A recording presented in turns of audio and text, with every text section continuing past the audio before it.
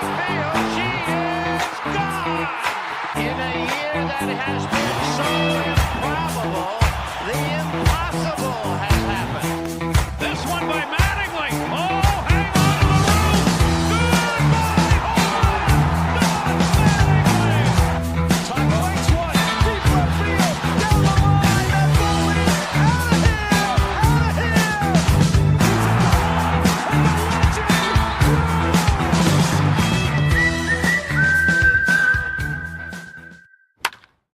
What's up, everybody? Welcome back to another episode of Tablesetters, covering all things Major League Baseball. As always, I'm Steve, joined with my tag partner, Devin. What's going on, man?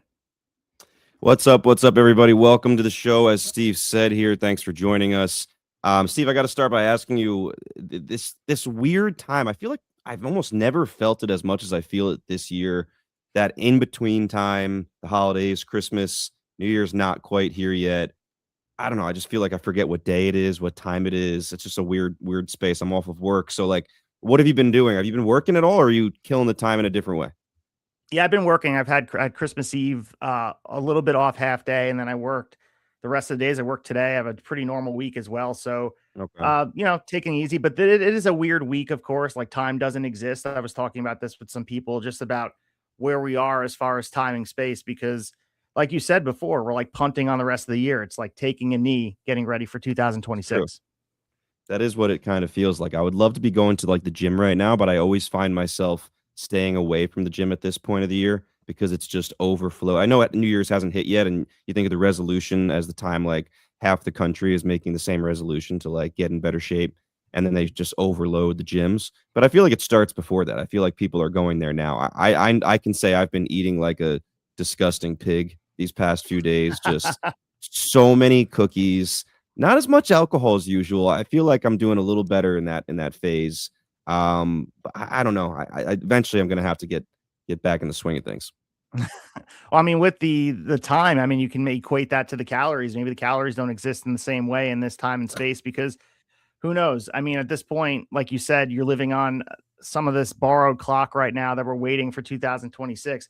And as we take the knee, you can just push everything to 2026 and enjoy your time as you get ready for work. Well-deserved time off, by the way, because like working in the school system and education and stuff, this is the week you look forward to. And I'm glad you're on the other side of being sick, because I know everyone has like the bubonic plague over here in the Northeast. So I understand that it could come back and grab you, but for the most part, I made it out unscathed, and I'm doing okay now, feeling good. The vitamins are a big hit over here.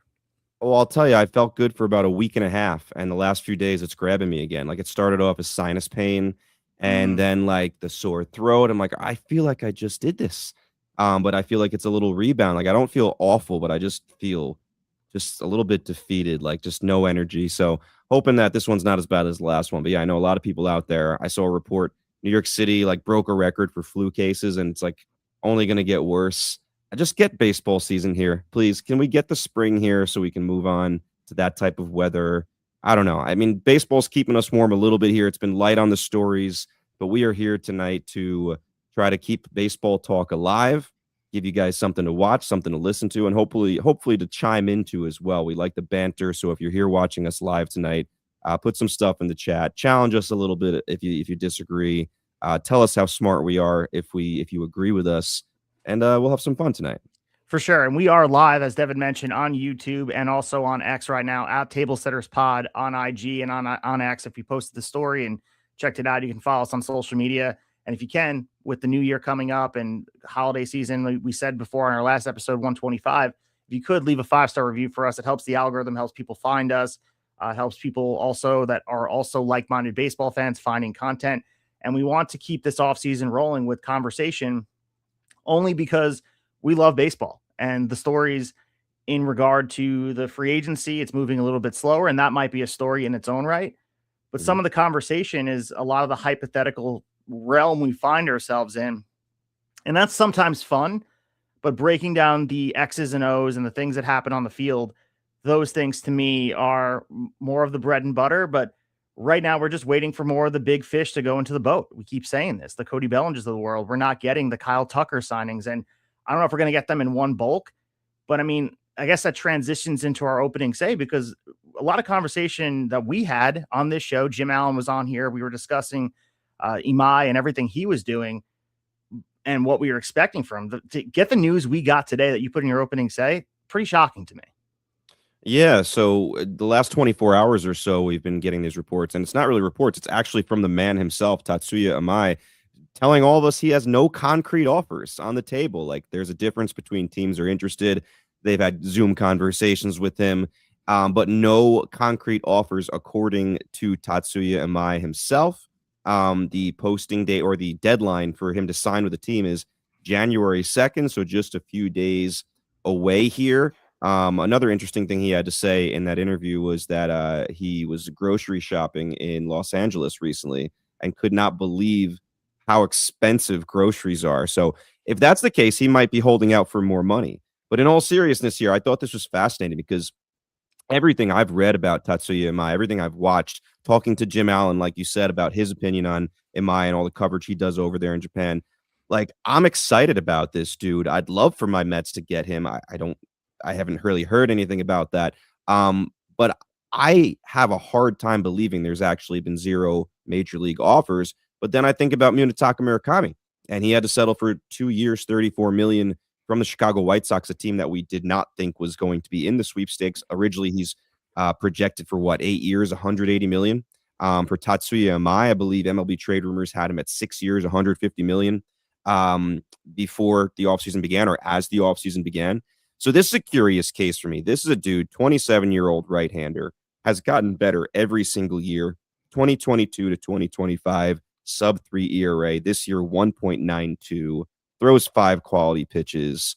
The only knock I can really find on him is a little bit with the command, but that is also steadily improved. He just comes off as the kind of guy like, he needs to get better at something. Okay, he'll get better at something. He's going to get better each and every year. And you give him something that he needs to work on, he's going to work on it and do it. So for me to see, all these teams are desperate for pitching, whether it be the big teams or the medium teams or teams at the bottom, and no offers is kind of shocking. There's part of me that feels like maybe that's a little posturing from him, right? Getting more teams to the table. If there's teams hearing that he doesn't have offers, teams that thought they were out, I would guess are going to come back in and be like, hey, can we get this guy for less years than we thought? By no means do I think this guy is going down to 2 years like Murakami. Pitchers, I just think a little different. But could we get him down to 4 years or some kind of 3-year deal with a 4th-year option, something like that? Get a little creative here. I think that's possible. And if that's possible, I would assume a team like the Giants, who were very much linked to him early on in free agency, and then all of a sudden there was a report like, nope, they can't do that. They don't want to be in the long-term stuff. I would think this gets them back to the table. Even a team like the Mets, who have no interest in long-term deals, apparently, even for a guy that's pretty young like this, I would think they would at least come dip a toe back in the water. The Yankees, we heard Jack Curry say there's nothing between these two. Maybe that's also a little posturing on their side. I would think more and more teams would come back into this as that deadline gets closer. But really a shocking thing to hear from the player himself. Even for him to be that honest. Yeah. That takes a little bit of a, usually most of these guys have too much of an ego to be like, yeah, I don't have any offers. But what do you think? When you hear that, do you believe him? Do you think it's kind of him playing the game? I think it's playing the game for sure. I think there might be offers, but not the one he wants. I think that maybe we're looking at the term being something that equivalent to what we're talking about. I think Murakami is the direct equivalent of conversation of expecting one thing and the offers look a little bit different. You can also go back to Masataka Yoshida, where his offers weren't exactly what he wanted. He had to take a lower AAV deal with shorter term. And I think some of the disconnect the media has and the speculation is quite apparent this year. And, you mentioned the numbers too, 1.92 ERA, 178 strikeouts. I mean, he had his most dominant season yet. That was his best season we've seen from him ever. And I understand there's a transition from league to league. But the other thing that's kind of like for the Imai thing that I pulled away from the interview was about the family considerations that he talked about remaining a big piece of his decision about where he wants to go. And he also has requested that any Major League Baseball contract include both his personal trainer and the interpreter, which we've seen happen. The Ohtani piece, Yamamoto, obviously if no agreement is reached here before the posting window closes, he's going to return for 2025 for the Seibu Lions. And then he's going to be over there. And, we saw the Lions making some moves as well, but I can't imagine he's not going to be in Major League Baseball this year based on the advanced stats and the things we see. It looks like you can get in the lab with some coaching and make this guy, I'm not saying the ace of your staff, but we look at these teams taking some risks. The fact that Murakami, took that short-term deal with the White Sox, and I don't know how the separation, the disconnect between the media and what we were projecting is so far apart. I don't think we've ever seen something like this before. Yeah, I just wonder if this is becoming a trend where, the major league front offices are more inclined to be like, you know what? You're playing an MPB over there. We feel like we're a level up from them. We are interested, but we only want to give you a short-term deal, prove it, and then you're back into free agency at a young age. It's not necessarily a bad thing for the player if they believe in themselves and can bet on themselves. But obviously, if you can secure a long-term deal, that is your preference. That's anybody's preference to know they have money coming for years and years and years. But again, like Murakami, I kind of was less surprised he had to settle for the 2 years. I mean, I didn't see 2 years coming, but the fact that he has a giant hole in his game, right, that you could point to, be like, we're worried. We're very, very worried about the whiff rate, right, and the whiff rate in the zone, all that kind of stuff. So I kind of get it. Come here and prove that you can fix that, or at least make it less of a problem. But again, am I like, a little bit of command issues over the years, but seeing it steadily improve, this one surprises me a lot. And to me, I feel like there's going to be 10 teams at the table before this thing is said and done. I mean, the big teams, I think, are all going to be there. At least call them up and be like, hey, what are you thinking? What are the offers you have, just to see if we're going to be interested again? The Red Sox of the world, the Yankees of the world. I don't believe what the Yankees are saying for a minute. The Mets, the Phillies. Honestly, there's something about the Phillies, and it's not just because Nick is in the chat and is a Phillies fan. Like, there's something about the Phillies that I could see them and Dave Dombrowski kind of sneaking around here, especially if they're letting Ranger Suarez go. And especially with a little bit of uncertainty of, like, will Zach Wheeler be the same Zach Wheeler after those injuries? And not to mention the Padres, the Giants. There's a small part of me that could see the Dodgers just being like, wait, no one's offering this guy something? All right, we'll take you just to screw everybody out. Like, there's a world there. And I mentioned in the reel I put out today about this same exact topic, surprise teams. So obviously the White Sox were a surprise team with Murakami. There's two teams that stand out to me, and I don't necessarily believe strongly that either of these teams will end up with Imai. But, like, we're going to talk about the Orioles in probably about 10, 15 minutes from now and what they did yesterday. I think there's a world where if he really is going to get less years, maybe the Orioles, I think the Orioles are more likely for a guy like Ranger Suarez, maybe Framber Valdez. But, like, there's a part of me that could see Imai being that frontline starter that they're looking for. The Diamondbacks, there's something about the Diamondbacks where I just feel like often they are this surprise team.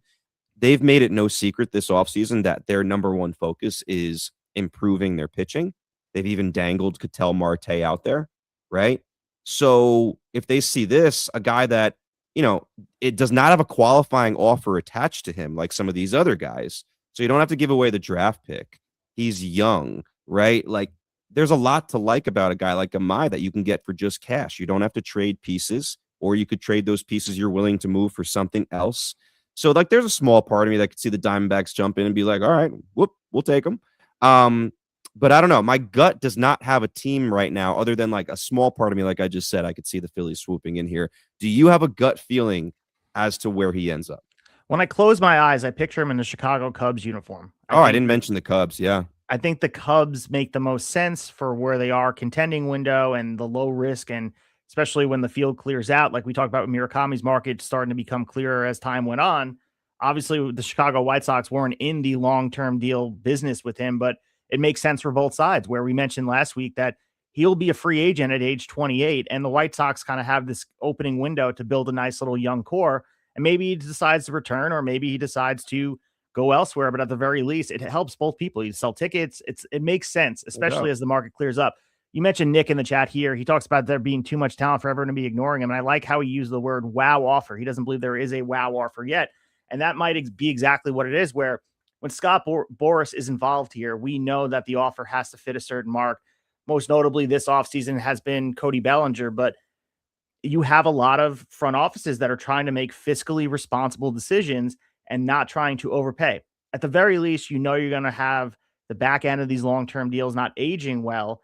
but some of these front offices are not as desperate. And the interesting part, as you mentioned before, everybody needs frontline pitching. And we're not saying Imai is ready to be a frontline pitcher quite yet, but with the holes in Murakami's swing, and you mentioned the flaws in his game, there would be a transitional period. To me, Imai almost feels ready-made to be in the major leagues right now, especially when you put him in one of these organizations that can develop pitching and help him kind of get his feet under him. And like you said before, getting him with the ability to throw strikes and not put people on base in that way, it seems to me like you mentioned, the word was posturing. We're having both sides saying we want a 7 to 8 year deal, and all these front offices are like, no, prove it first.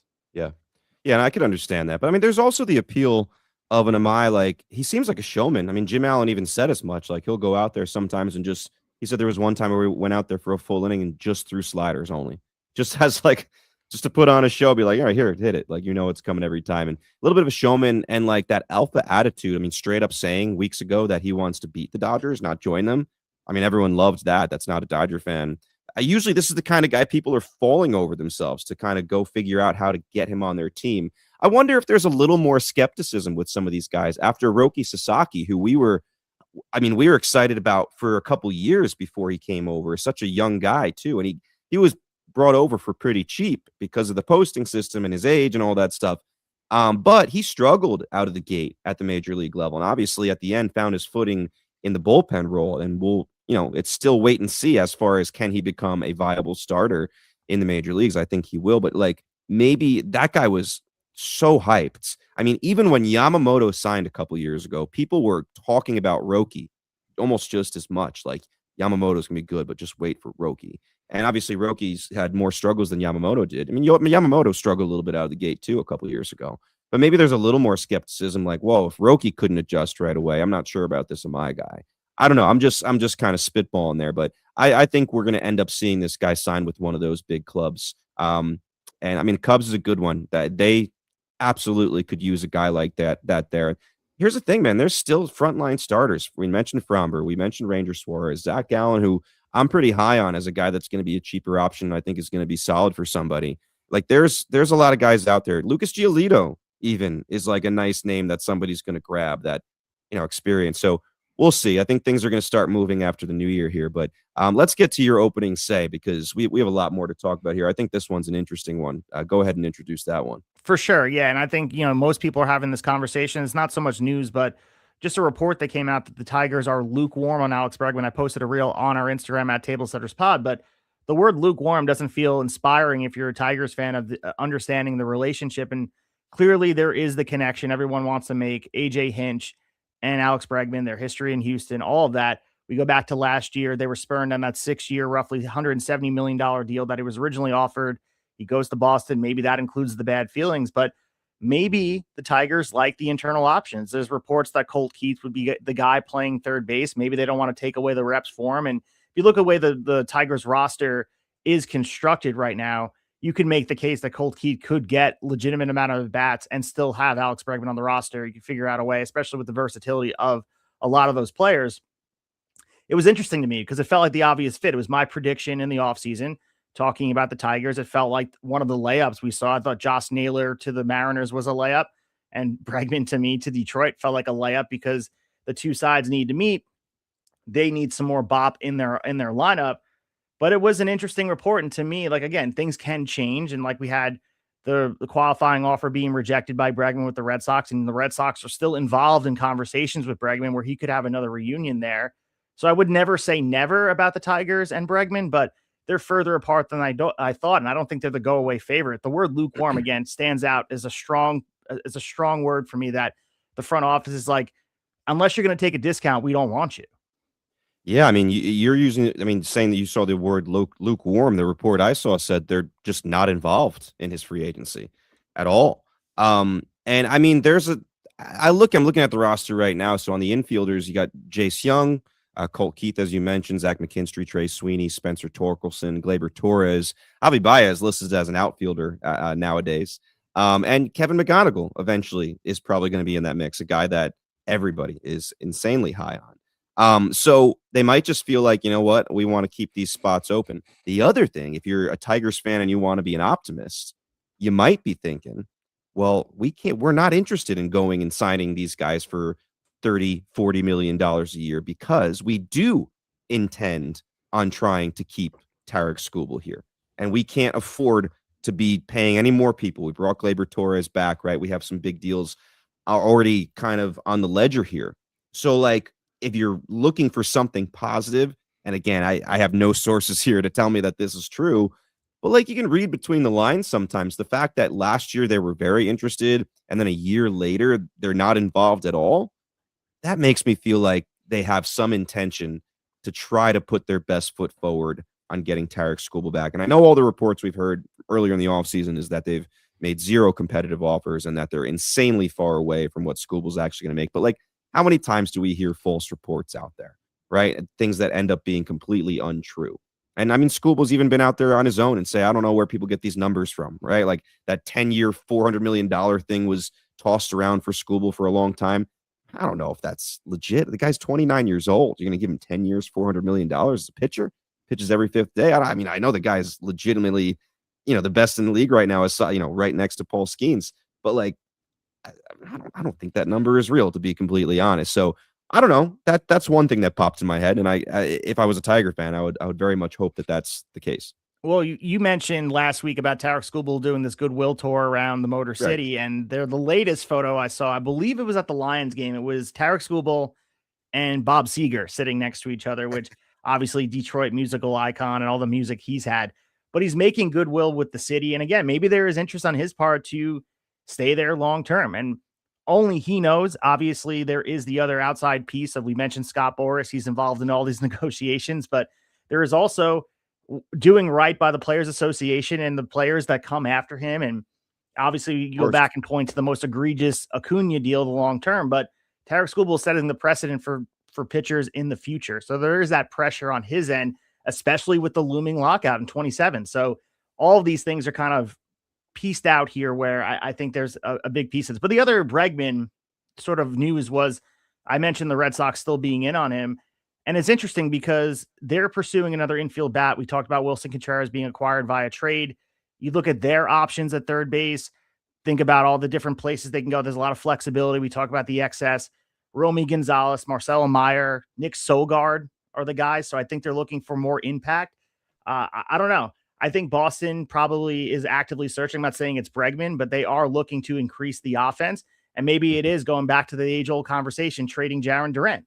Maybe they want to figure out a way to package him and go elsewhere and get, who knows what's going on with Boston. But the fact that he being Bregman turned down the qualifying offer is maybe a misstep on his part, looking back at how much money he would have made there. Yeah, it's one thing if he played a full season and he was lights out, then I could understand. But I was scratching my head right away. From the point, like, before he even actually formally opted out, all the reports were like, he's definitely going to opt out. And I'm like, really?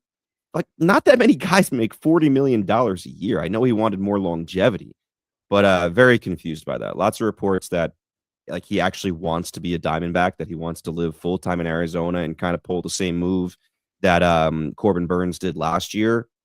Maybe, but it'd be a little weird for Arizona, considering everything we've heard is they want to figure out the pitching. But I mean, again, we can go back to that rumor that they're going to use Ketel Marte to get some pitching in here and then sign Bregman, which, again, to me, it's like, keep Marte. I'm in that camp. I know a lot of people like Bregman better, the leadership values, all that stuff. If it's me, I'm keeping Marte, going to war with the pitching I have. And, Corbin Carroll, Ketel Marte, Geraldo Perdomo. Like, I like that team, to be honest. Yeah, sure, they could use more pitching, but I don't love that idea of bringing Bregman in, trading Marte for pitching. I just don't love it. Unless you're getting a premier starting pitcher, then maybe I can get behind it. So we got some great comments in here and great conversation happening back and forth. We got Armin is amazing, who has been in our live chats before. He said, I believe teams, organizations, and owners are freezing out the free agent market until spring training so they can get them on short-term opt-out deals. Imai and Okamoto are the exceptions due to their deadlines. He also added in some conversation about Skubal and what we're talking about, and he's saying that they're both going to say they want to be with the Tigers, so the ball stays in the Tigers ownership court, and fans look at the ownership more than them. And I think it's a really good point. We made that before. Obviously, he doesn't want to be villainized in Detroit, but I think every Tiger fan honestly looks in the mirror and says, like, they kind of understand the writings on the wall. If Skubal can help stock the system and get them to be better, that was the conversation. Obviously no one wants to hear about my Long Island fandom with the New York Islanders, but the reason why that snake John Tavares gets booed every time he steps on the ice on Long Island is because he said he wanted to be here. He had the opportunity to be traded and he didn't sign long-term. And if you are leaving the cupboard bearing and you're not leaving the franchise with anything left, I don't think anyone will hate Skubal if they decide to move on from him. I really don't. Yeah, Skubal's latest Instagram post, I believe it was, said like Detroit versus everybody or something like that. Like he's really laying it on thick. And again, it might be at the behest of Scott Boras saying, hey, "Go do this." Are you a Bob Seger guy or Tom Petty? Ooh, I'm probably more of a Petty guy, if I'm being honest. Yeah, Seager's pretty good. I mean, I was looking through his discography when I saw the picture. I was like, he's got some bangers. He really does. Yeah, I'd have to look through really to kind of make that comparison. Like, how many? He's 80, dude, and he's still playing music. He looks good for his age. Good for him, man. Just to touch upon the Skubal thing, I know that's not really in the show rundown, but just very quickly, and then we can move on to our actual topics here. This just like an hour or two before we came on here, there was a deal between the Dodgers and the Marlins, relatively minor. Okay, the Dodgers traded the Marlins Asturi Ruiz, former Athletic, right? A speedster, basically. That's his game. And I was like, all right, who cares? In a way, not who cares, but like minor deal. Marlins seem to be obsessed with speed. All right, go with the bit, right? Commit to the bit. But then someone brought up a good point on Twitter. It's like, by the way, this frees up a 40-man roster spot for the Dodgers. And that kind of scared. It sent a shiver down my spine. I was like, am I opening Twitter tomorrow to Skubal being dealt to the Dodgers? And like that, this minor deal is actually a very big deal. So I just thought I would pass that along because it opened my eyes when I saw it. So we want to welcome Sox Fan for Life in the chat. Thanks for hopping in and hanging with us. He's asking where you think Bregg and Bichette will go. I think I like the Arizona conversation. If I had to guess, I'm thinking he returns, has a reunion with the Red Sox. They figure it out. And Bichette, I think you and I are in agreement. I think Toronto gets it done, and there's a reunion there. I think the vibes are too high to let Bo Bichette go after that run towards the World Series. Yeah, so the Bichette one, I will say I agree with you. I felt like this the whole time. I felt that Bichette will end up back in Toronto. You even see those reports that say they could end up with both Bichette and Tucker. I mean, ridiculous if that happens. But I really do think Bo ends up back in Toronto. Bregman, if I'm being completely honest, like I have such a lack of a feel for where that dude is going. I don't think he's back in Boston. I feel like if he was going to be back in Boston, it would have happened already. But like, I can't follow that sentence up by telling you where I do think he's going to go. I'm as confused as anybody on that one, to be completely honest. I'll say I don't think he's back in Boston. So just a quick note on the Tucker thing. Sox Fan for Life is asking about Toronto and Tucker. We saw all the Toronto media outlets and some players following Tucker on Instagram. Anything to that smoke and fire type of thing? Sure. I don't think there's a lot to that because I feel like we've seen this kind of thing before with the players following, unfollowing, and it ends up leading to nothing. Maybe it means the Toronto players are laying it on thick and there is a pursuit. Tucker, because I feel so strongly about Bo ending up back in Toronto, if you put a gun to my head, I would say they do not get Tucker. I think there's going to be so many teams involved in that I do feel like the price is going to start going up when teams start getting serious. And I think eventually it's just going to be a little too much. As much money as Toronto does have after all their success, and as well as they've done as far as making their franchise a place that players want to go to, eventually, if this is a bidding war between lots of big teams, I feel like you can only do so much, even when you're one of those top 3 to 5 teams payroll wise. For sure. And I think there is a lot to that where, and again, the conversation needs to be about the vibes and all the things we saw about the team coming together last year. You can't discount that. We don't want to break up some of these players. And we talked about Addison Barger and Dalton Varsho, and those guys were big pieces of what they did. But let's stay in the American League East here. The Baltimore Orioles were in the headlines here. They re-signed Zach Eflin. So he stabilized the Orioles rotation.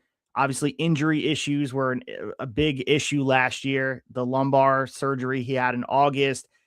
There's a lot of caution about how he's handled heading into spring training.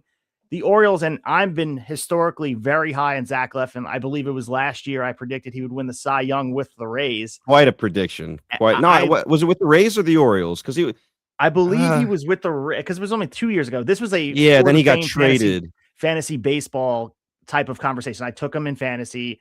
very high in the advanced metrics. I love his stuff plus. I love what you look behind the hood, but obviously injuries play a part.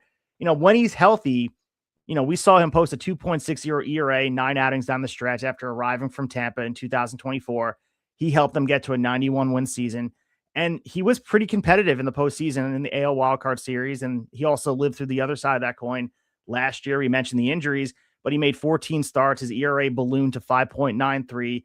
He openly acknowledged pitching through that lower back, which eventually capped with a surgery in August, was part of the discomfort all year. So he could never get right.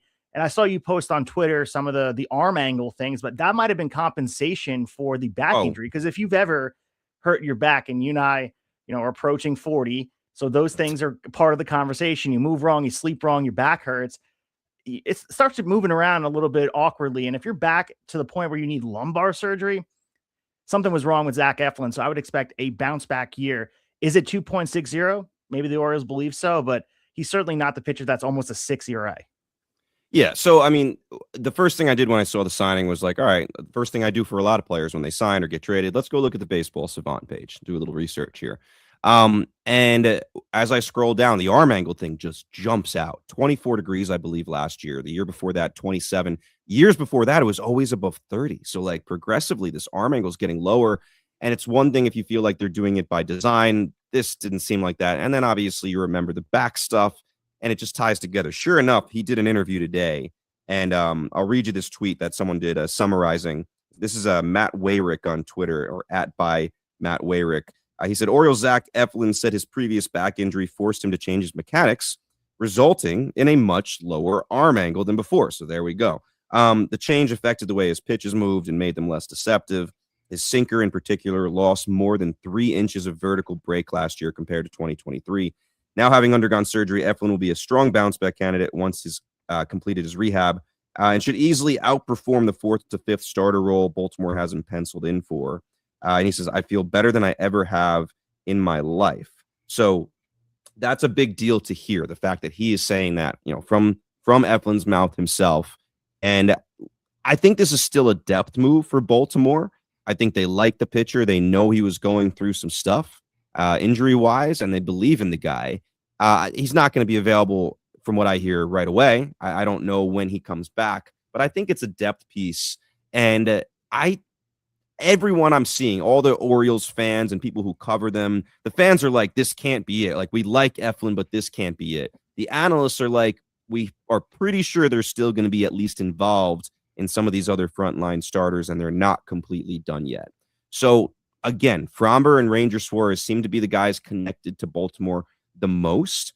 But I also, you can look at this the other way and be like, all right, the roster's gotten a little crowded. And Cade Povich, does he have a spot right now? No. Do people still like him and think that he has a lot of potential? Once a very high prospect.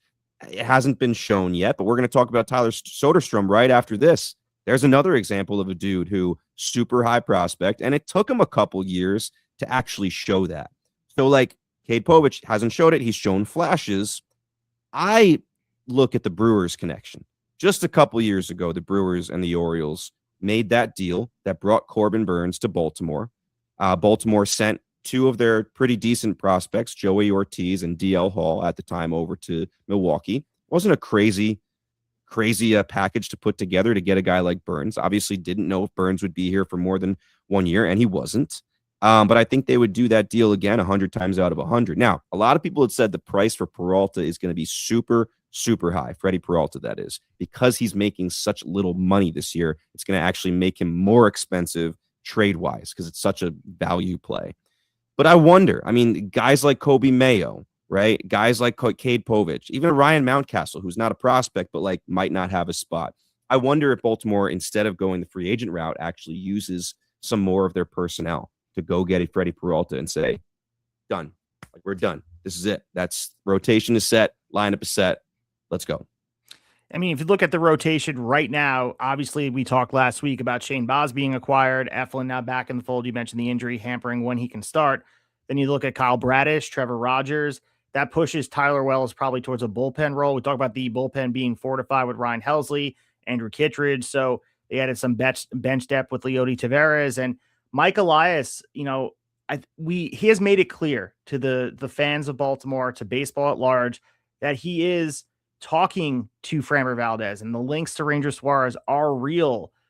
But I think the Freddie Peralta piece might make sense if you can make it happen. There might be excess.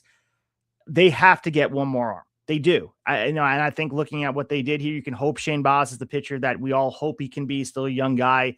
But there's a lot of injury questions in this rotation, and you don't want to be sitting in the same boat where you were last year, coming off a 75 and 87 season where this team has high hopes. There was World Series aspirations in Baltimore just a year ago. So Mike Elias right now has to sit here and say, we need this team to be better. You make the team better. You went all in offensively. Pete Alonso, Taylor Ward, these guys are going to make your lineup better, and figure out a way to put this team together and put a rotation together that gets you past the finish line in a very competitive American League East. You have to go out there and really, really go for it. And I'm hoping that we look at this team and they're better for it. And even speaking as a Yankee fan, we want the Orioles to be good. Just see Camden Yards from where it was the year prior to halfway through the season. It felt like, the season was over and there was no buzz in that ballpark anymore. We deserve better. There's a lot of young talent on that team that I think it was very refreshing. We'll talk about the Pirates. We'll talk about the A's. Seeing a lot of these teams function around to become better, that's a good thing for baseball. Yeah, no doubt about it. And I'll just say this before we move on to the next topic here. I feel like these four pitchers, right? Ranger Suarez, they get mentioned together a lot. Ranger Suarez, Framber Valdez, Zach Gallen, and then put Tatsuya Imai in there. Okay, I'm not saying they're all the same pitcher, but let's just put those four guys in a basket. When I think of those four guys, I think of three teams where you could pick these guys in different puzzle pieces, and they're going to somehow be split between these three teams: the Giants, the Orioles, and the Cubs. I feel like three of those four guys are going to go to those three teams, and you could kind of mix and match them in different ways. But I would not be surprised if three of those four guys in that basket end up in some way, shape, or form Orioles, Giants, Cubs. And then there's one pitcher left, because I said there's four in that basket, whom is going to go elsewhere in my mind. But I wouldn't be surprised if those three teams are the landing points for some of these guys. I just feel like there's been a lot of smoke around those teams with these guys. You've heard Ranger Suarez, Framber Valdez in Baltimore. You've heard both of them in San Francisco. You've heard Zach Gallen, Cubs, all of them, right? So I think we're gonna start within the next couple weeks. I think you're gonna see some of those chips fall. So the chat is asking the question right now, if we're looking at the teams as constructed here on December 29th, 2025, are the Baltimore Orioles better than the New York Yankees? So I asked you, Devin, are they better? No, I think that would be a huge overreaction. They've been more active. That doesn't mean they're better. The Yankees, man, without Garrett Cole, we're still what, a 94-win team? I think people forget, and I've said this week after week. So if you listen to the pod, I've been consistent, and I might be driving Steve nuts. Steve wants them to be active and do something. And I've said over and over, if they don't do anything or just little moves, they're still pretty damn good. Like, there's only one Aaron Judge in the world. Garrett Cole, we'll see if he's going to be the true Garrett Cole, if it's going to take him a little while, kind of like it took Sandy Alcantara more than half a season to look like himself. That could be it. But you got Max Fried in there. Cam Schlittler is going to be a star. You go up and down. Like, they're such a talented roster, and people mix up inactivity with bad. The Yankees are still a very, very good team. They're a top 5 team in Major League Baseball right now, today, as we sit.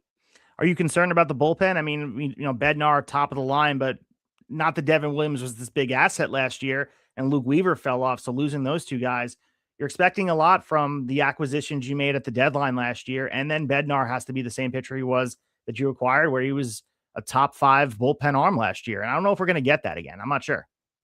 Yeah, no, that would definitely be my biggest concern. Looking at the Yankees, for sure, the bullpen is the biggest concern. Bednar has been up and down for a while now over his career. Jake Bird, I posted about him on Twitter the other day. Like, the Yankees acquired him, and then basically he was gone because he just looked worn out. The Rockies ran him into the ground. He did a little bit of AAA. Wasn't good there either. Well, he got beat up that first game he came in. I mean, not all those did it. Camilo Duvall did the same thing. They all got beat up. And the same thing with the Mets. Both sides of the New York right now, the bullpen acquisitions got beat up from the feet up in their first appearances. I think they have some work to do in the bullpen, and I do think they're going to address that in some way, shape, or form. But yeah, I'm still pretty adamant about, the Yankees are still I wouldn't put them at the top of the AL East right now because the Blue Jays opened everybody's eyes and have added to it. But if you're asking me Yankees or Baltimore, I'm taking Yankees right now. So let's talk about the Tyler Soderstrom extension we saw that went down on Christmas Day. You guys are probably enjoying some Christmas festivities. Maybe it was Christmas Eve. I know it was during Christmas celebrations. I saw the Jeff Passan tweet come up. And, I think this is kind of what the Athletics have been doing. I mean, it's not just the dollars involved. This signals for a franchise. They're trying to get ready for 2028 or maybe 29, depending on when the Vegas stuff gets done. 7 years, $86 million with the club option for an 8th season. We got some escalators that can push for a total of $131 million. You look at the advanced stuff on Soderstrom. This is the largest long-term investment in team history for a player really coming off a true breakout. And it secures one of the most important bats for this team through the entirety of his 20s. So we can look at just the way his first full season, when he slashed 276, 346, 474, 25 bombs, 93 RBIs, successfully converted into left field after years of a lot of uncertainty about where he would play between catcher and first base. And the transition mattered because it allowed the A's to keep his left-handed power in the lineup, even after Nick Kurtz arrived with all the pomp and circumstance. And Soderstrom responded by pairing a lot of the impact offense with, at the time, above average defense at a position that he'd never played full time before. So this fits neatly into this pattern we've seen Oakland, Sacramento, and hopefully Vegas, where now you got Soderstrom locked up, Brent Rooker, Lawrence Butler. They're all locked up through 2030. So that's the heart of the lineup as they're trying to bridge themselves from Sacramento and all the stuff at Sutter Field and all the bad vibes that are there. At the very least, you can kind of buy an Athletics jersey and know that it's going to be good. The real question is, how do you figure this out? And how do you get people to be confident that this team can contend while you're playing in a minor league ballpark and keep the fans? Because the conversation, I was listening to Rates and Barrels today, and they were discussing, hopefully by the time you get to 2028, you're ready to compete in Vegas. But what until then? The emergence of Nick Kurtz, Jacob Wilson, this lineup, Shea Langoliers we didn't mention, Denzel Clark, a defensive asset there, and not to mention Jeff McNeil. Like, there's a lot of offense to be excited about. There was a crazy stat I saw where, and I don't have the year. So before last year, they were tracking wind-assisted home runs. So before last year, the record was Citi Field 19. So we look at it, and Sutter Field broke the record last year. Any guess how many wind-assisted home runs are at Sutter Field last year in Sacramento? The way you're building it up, it's got to like destroy the record. Destroys so I'll say 40. 56.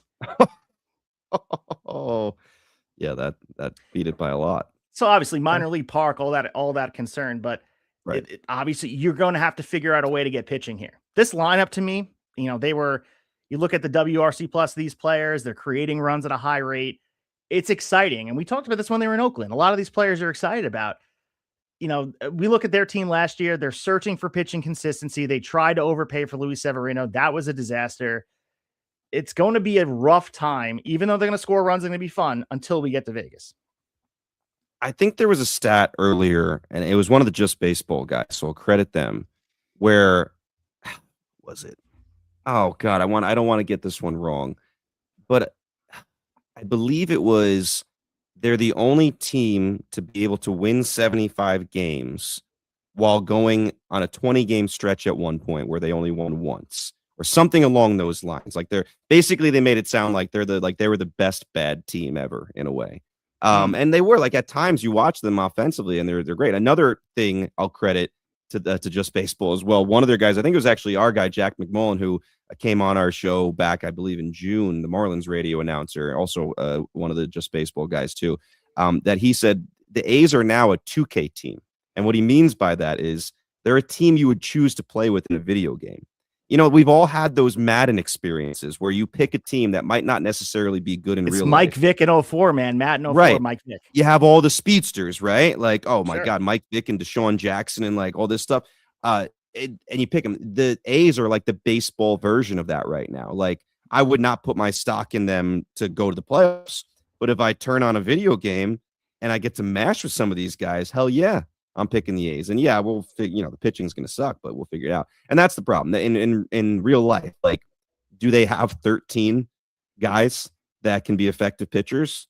I don't think so. Let's not forget to mention they have Leo DeVries in the mix now, too. Yeah. So like that 2028, like they're not necessarily trying to get fans to come to Sutter Health Park right now. They are trying to get people excited in their new market of Vegas for a few years.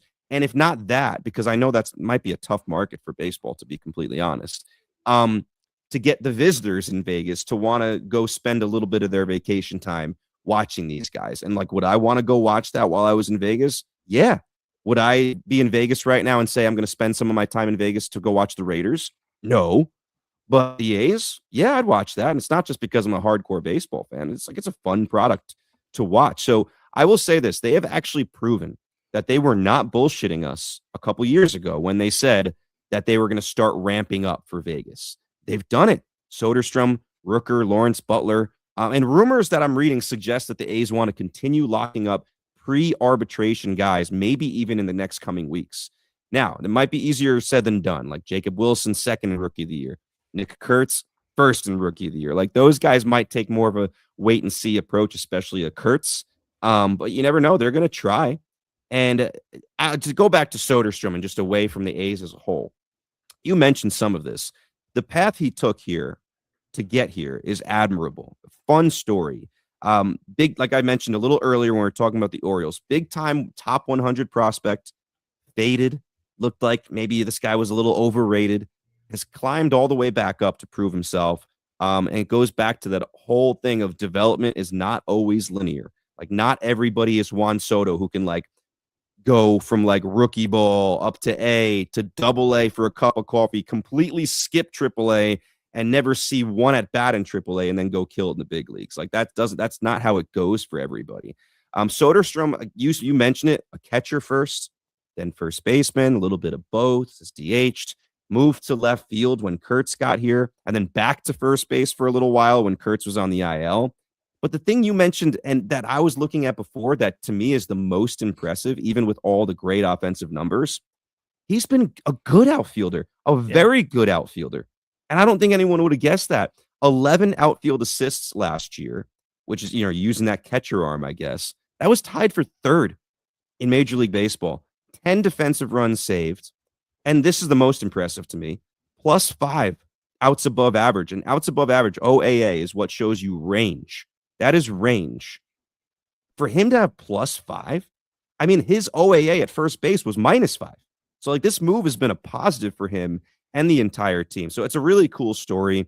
Offensively, led the team with 93 RBIs, which was the most by an A's player, 23 years old or younger since Eric Chavez back in 2001. He had 111 that year. So like a wow number. But overall, I mean, Soderstrom just feels like the right kind of guy to invest in for the future. A guy that like can do whatever you ask him to do, and he's going to do well at it. He's going to make sure he works hard at it. The attitude seems to be in the right place.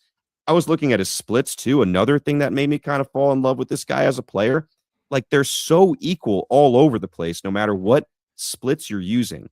If you looked at versus lefties and versus righties, he hit 270 versus lefties, 278 versus righties. If you look at the months, like there is no month. The worst month of his season was June when he hit 227. Every other month, he's at least above 240. And a lot of months, he's in the 300s by a lot. Just you look at the game situations, whether it be bases empty, bases loaded, like the numbers are so similar. They're the most similar splits that I feel like I've seen in a long time. Home games, 274, 10 home runs. So you kind of worry a little bit about like, are these guys bulking up their numbers in Sutter Health Park? Home games, 274, 10 home runs, 43 RBIs. Away games, 279, 15 home runs, 50 RBIs. So it starts to make you feel a little bit better in a way. Day games, 272. Night games, 278. I could go on and on, but you get the point here. Like just kind of, what you're getting from this guy. For sure. And the numbers do support that as we age this lineup and build the path and the bridge towards Vegas.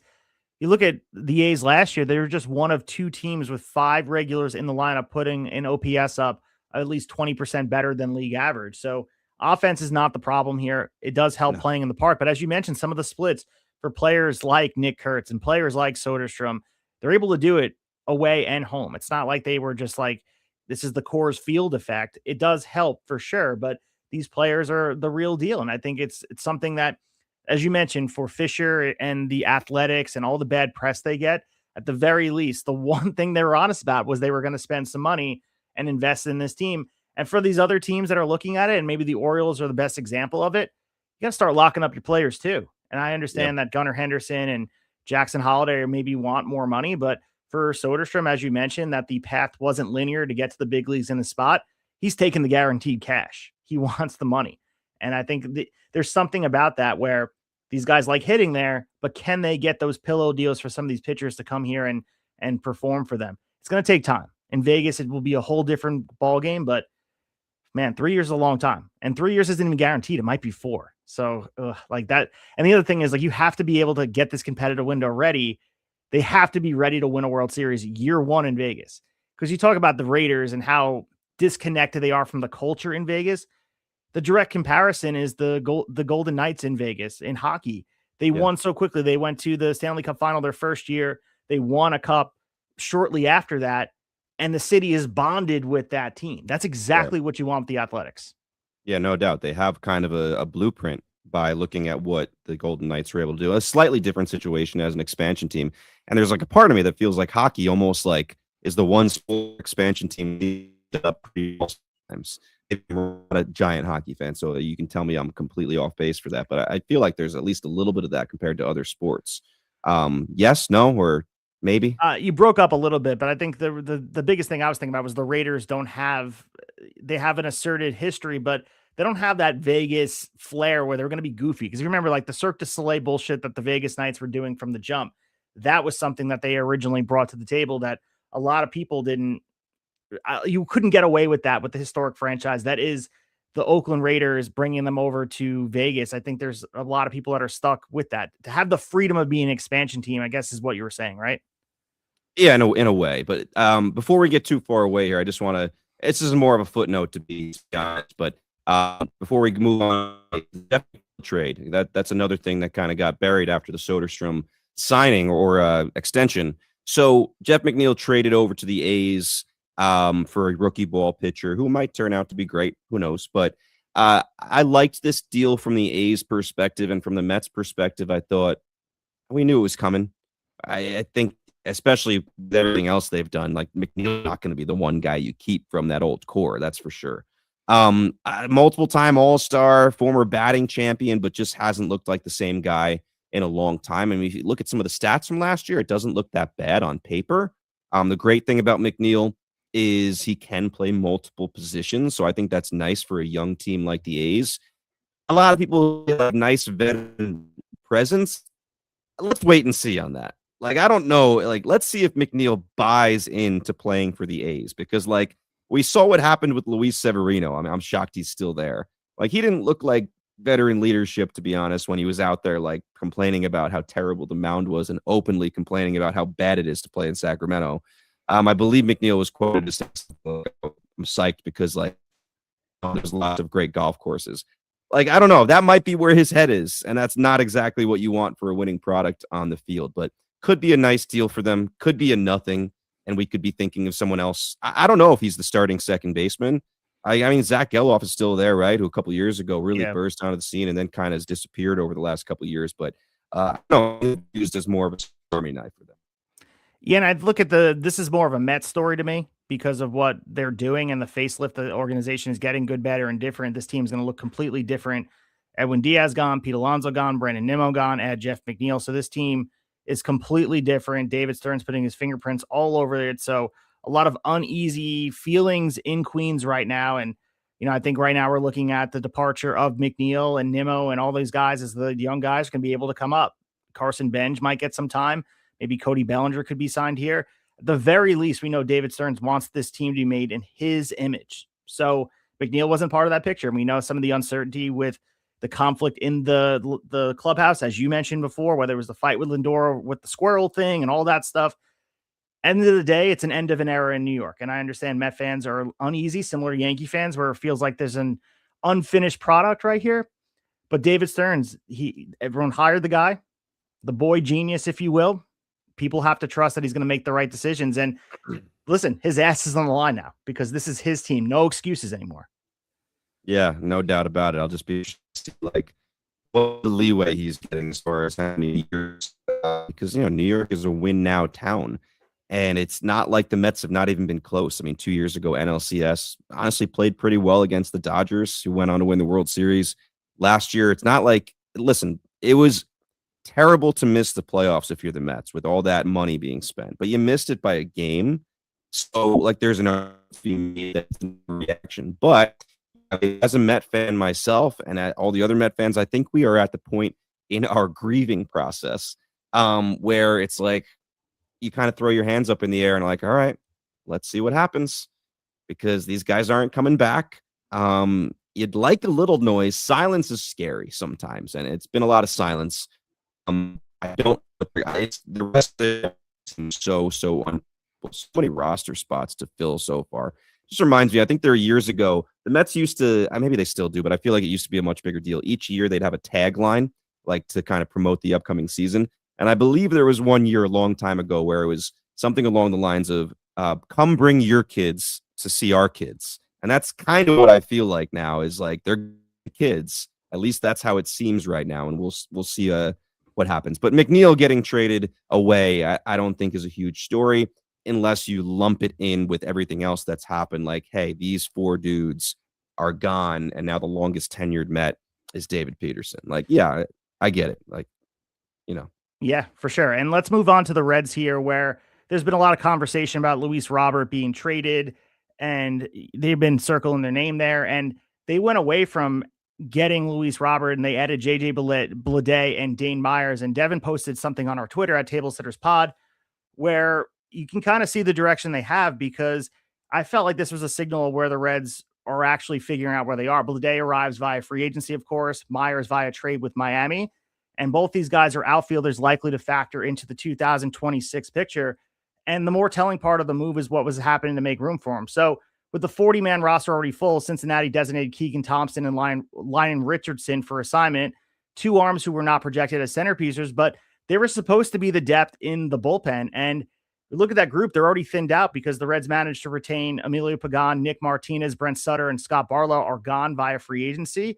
So that leaves more than 300 innings suddenly unaccounted for heading into 2026. And, I think this context matters because we're looking at just the Reds trying to build on a playoff appearance, right? They were made the playoffs last year. I know they were eliminated pretty quickly, but that's a big deal to hang your hat on for that group, to at least have the experience of saying you've been there. I don't know. I think this was a bigger story that I was digging into. And I do like the stats you were posting for Myers and seeing what he brought to the table and the deal they made. It might have been understated, but he kind of fits into what Cincinnati's trying to do. Yeah, I mean, when I look at this, I don't hate it. I think a lot of Red fans are kind of upset because they're like, oh, we're doing this instead of like trying to trade for Louis. And then there's guys that are like, if it's going to take away some of Benson's playing time, this is not a good move. But I think he'll be in the fray as well. The one thing that just jumped off the page to me is if you look at JJ Bleday's stats over the years, he had 20 home runs back in 2024, which is his best season. It would have been 31 if you adjusted it to Great American Ballpark. So you got to like the type of player he is from the left side in that ballpark. I mean, 3rd best park factor for left-handed hitters, 2nd best home run park factor, only behind Citizens Bank, at a whopping 126 with 100 being average. So like you got to like that a little bit, especially for the price. The whiff percentage for Bleday was way up last year, or it was a little bit up. The K percentage was way up. The one good thing is if you look at the underlying stats, the hard hit percentage was up. So when the contact was being made, it was, quality contact. There were some positives. He's admitted he was pressing last year. This is a former like top prospect himself. People forget about him. Once a stud player at Vanderbilt in college. Like there's a talent here. It just has not worked out. He has not been able to put it all together. That is JJ Bleday, but I don't mind taking a flyer on this guy. As far as Dane Myers, I think the thing to like about him the most is his defense. He's going to provide above average range in the outfield. Has a fantastic arm in the outfield. Decent stolen base threat as far as offense. Every other way offensively, he's very average, if not a little bit below average. But he has some nice tools here, especially if you are not relying on him as a full-time player. Yeah, I think what the Reds are doing, obviously, that they need help on both sides of the ball. That's clear. But the budget reality, as we know, working as a Cincinnati front office, it's unlikely they're going to be aggressively chasing both the lineup power and bullpen stability. And I think stepping away from the Luis Robert conversation while reshaping the roster in the way that they have with like the flexibility probably makes the most sense.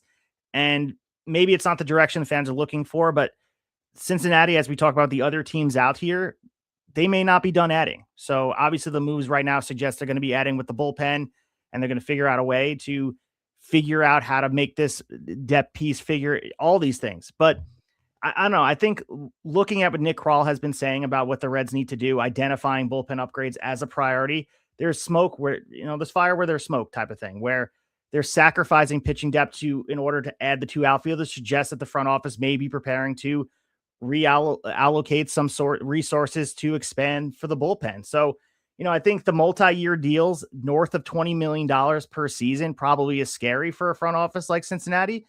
We look at Jalen Beeks is still available. Jacob Junis is available. I think, they got to balance this out, but they need, again, to pick up those 300 innings that have to be accounted for. And again, I'm not saying they're going to win the World Series this year, but there is a building block for making the postseason. Yes, the Mets collapse, and that's the reason they were in. But this is a team that has to sell to the fan base. We're trying to be better than last year. And right now, they're not, because of watching Nick Martinez and Brett Sutter and Scarp Barlow. They're not there anymore. So figure this out and have to be better than this. Yeah, for sure. I mean, the starting rotation is what I like the most about this team, but around the edges, you got to figure it out. Offensively, they're not good enough. Bullpen, you got to, like you said, you got to kind of figure this out. There are some pieces that you're still kind of in wait and see mode. Like, I want to see a full season of Noel V. Marte, like healthy, not suspended. I want to see that, because like there have been flashes where this guy looks like he could be a star. Christian Encarnacion Strand was hyped up as this guy who's going to come up and hit 40 home runs immediately. And another kind of thing, that health has gotten in the way. A lot of things have gotten in the way. The talent is still there. So there's a little bit of that with Cincinnati as well. But I agree with you. It's like you need to show the fans you're going to take another step forward. You can't live off of a 2-game playoff stint when you got absolutely rocked by the Los Angeles Dodgers.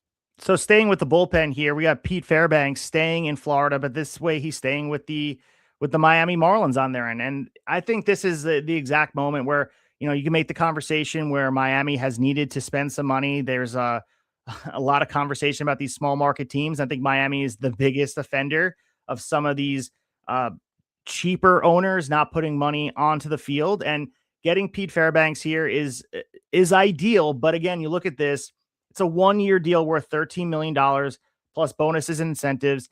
This is the preference for Miami and Peter Bendix and what they do. This is short-term commitments while simultaneously becoming the largest annual salary that the franchise has ever given a relief pitcher. So in a lot of ways, optimists will say this is a willingness to spend for a guy that you kind of know what you're getting. Yeah, you can look at his velocity was down last year, but they're spending the money, but they don't want the long AAVs. So, the Marlins right now enter the winter searching for relief help, just like every team. We got Nick in the chat also talking about it feels like nobody has a great bullpen except a few within the league closer. And damn, that's true. The Marlins finished 22nd in bullpen ERA, 25th in strikeouts per 9 innings, and the sudden loss of Enriquez already really sharpened that need for them. Fairbanks has a long track record. He's been pitching in high leverage situations. He had 3 consecutive seasons of at least 23 saves with the Rays, 90 total saves with the Rays in total. Elite run prevention across 250 appearances since 2020. He has limited opponents to a 584 OPS. And again, I mentioned Peter Bendix. This is a familiarity. This is a guy who understood that. He oversaw his development in Tampa before taking over baseball operations in Miami. And I believe, Devin, that relationship likely eased the risk calculation for this pitcher. I think the biggest challenge has historically, and again, stop me if you heard this one before, it's been health. I mean, injured list in 4 straight seasons from 21 to 24. He avoided it entirely last year. Looking at his stats, he set a career highs in appearances and innings and converted 27 of 32 saves. So, we can go through the nuanced surface numbers and all that, but at the very least, the Marlins are spending money. I would like to see them maybe extend Kyle Stowers and go out there and do what the A's are doing. But I guess, beggars can't be choosers when the Marlins are usually not playing in this field, giving away high annual value. Yeah, I mean, obviously, Fairbanks, dependable back end of the bullpen addition, was the best guy left out there. Was very surprised this was his landing spot. I really thought he was going to go to known contender kind of type. How many times have I said this before? I was hoping that maybe the Mets would grab him. I think we need a counter now of how many times I or other Met fans say, another guy off the board, was hoping the Mets would grab him. Just not happening. But he pitched to a sub-3 ERA 2 out of the last 3 seasons. You mentioned the health. That's the same thing I had here in my notes. It's like, this guy's a 2-time TJ surgery guy, and maybe the one guy that is like the furthest removed from his second Tommy John. Like that ligament, that second brand new ligament has been tested for a bunch of years, over 5, maybe 6 years removed from the second Tommy John surgery. So you just hope he stays healthy. Fastball slider combo is what he does for the most part, does mix in a changeup and cutter. There's lots of good stuff here. I mean, props to him too. Tampa decided not to take the option on him for $11 million, and he ends up making more money here despite only getting the 1-year deal. I will say, when a team like the Marlins signs anybody to a 1-year deal, where do you think my mind immediately goes? Now they're going to trade him at the deadline. Yes. So immediately, and like the only thing that stops me in this one is what you said. Bendix has the familiarity with him from his time in Tampa Bay. He's a Bendix guy, I guess, in a way. And I feel like he'd be smart enough to know, they just want to trade me for prospects at the deadline. But I don't know. Maybe the temptation of being able to stay in Florida was enough for him to be like, they might do this, but I still want to see it through. But yeah, that's where my mind goes immediately. That like, unless they're in it, they see this guy as a guy that, they look at last year and what pitchers commanded in trades, whether it be starters or relievers, and they're like, hey, let's get this guy, and then someone else will pay him at the end of the year, and we'll get some prospects for him. So it's almost like they're paying for prospects in a way, like if you look at it that way. But I can't help it. That's where my brain goes. Yeah, and if you look at the Marlins last year, obviously overachieved. We mentioned the Reds making the playoffs. The Marlins are right there by the end of the year. They had quite the hot streak. They played that crazy series against the Yankees and all that. There was a lot to like about what we saw from them. But if you look at really under the hood for them, the run differential was quite alarming, where no other team finished as close to 500 as they did. They finished the year last year 79-83 with a run differential of -89. That's in the same scope of teams like the White Sox, the Rockies, the Twins. So, and those teams, when you think of, were they close to the playoffs last year? Hell no. So a lot of that, and I think the front office, Peter Bendix, they're being realistic of understanding we have some good young talent here, but we're not going to go all in as the fans want them to, because realistically, they're not a playoff team. A -89 run differential, the run differential doesn't lie. And I understand that's cut and dry, but typically those numbers, if you look at the playoff teams and the best teams in the league, typically those numbers are a good assessment of who's winning and losing games. I'm not saying they got lucky last year, but there was a lot that went right for them to get to 79 wins. They realistically should have been at like 65. They were supposed to be a 100-loss team, for being honest with ourselves. So for the Marlins spending money with Fairbanks, there's been a lot of conversation about these front offices and ownerships that are quote unquote getting in trouble for not spending the money. And this could be a direct result of that, where, hey, listen, we gave it out. And as you mentioned before, that salary could be moved at the deadline. So you spent money, you shut people up, then you can restock the farm system, do it your way. If you want to trade Fairbanks, if you're 15 games out at the deadline in July, why not? So I'm not saying that the Marlins are saving the world here. I'm more impressed with our next team here, because they, to me, the Pittsburgh Pirates, have been the belle of the ball. But any finishing thoughts on the Marlins? Yeah, just very quickly with the Marlins. I think it's clear that Bendix has a very long-term plan and that he's going to be pretty disciplined with it. Might take some time, but I've started to kind of believe in what he's selling a little bit. But what I will say, I think it's interesting to now think about the Edward Cabrera, Sandy Alcantara trade rumors. And I heard this theory out there that's hard not to buy into, of people saying Mike Elias kind of nuked the entire starting pitching trade market by giving away 4 well thought of prospects for Shane Baz. And now, like, all these guys are too expensive because of it. And these trades are not going to happen. And like, there's part of me that feels like that might be the case. Like, where in the beginning of the offseason, I felt pretty strongly that Edward Cabrera or Sandy Alcantara or both were going to get traded. And there's a few other starting pitchers around the league that I felt the same way about. But there's some truth to that. When you set the market for Shane Baz, you have to give 4 high prospects or well thought of prospects to get Shane Baz. That's going to make it really hard for some of these other starting pitchers to kind of get traded because the price is going to be sky high. Do you buy into that? No, I think so for sure. And I don't think it was intentional by Mike Elias. It's just they're pulling from the depth on their end, but it is helping them out because I mean, if Shane Baz got what he got back in return, you can't go back to your front office and say Edward Cabrera, Sandy Alcantara, Yuri Perez, these guys. I'm not saying Yuri's gonna be traded. I think he's staying, but these guys are going to be commanding a much bigger package. Because for being honest, Edward Cabrera and Shane Baz are probably similar to each other.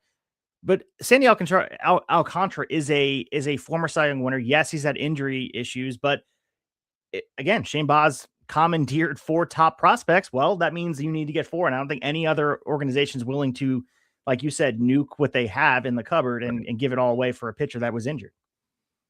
Yeah. I think that maybe the trade market pitching wise has kind of reached its endpoint to a degree. I saw not a rumor, but someone put out on Twitter and it just made me laugh. It's like, this is so far off. Like, there's rumors that there's gonna be a trade between the Padres and the Reds. Jake Cronenworth for Hunter Green. And I'm like, Jake Cronenworth and what army are they sending to the Reds to get Hunter Green? Like, starting pitching cost is so high in the trade market. It was at the deadline. It is now. It is even higher now with the Baz deal. So like some of these things out there are hilarious.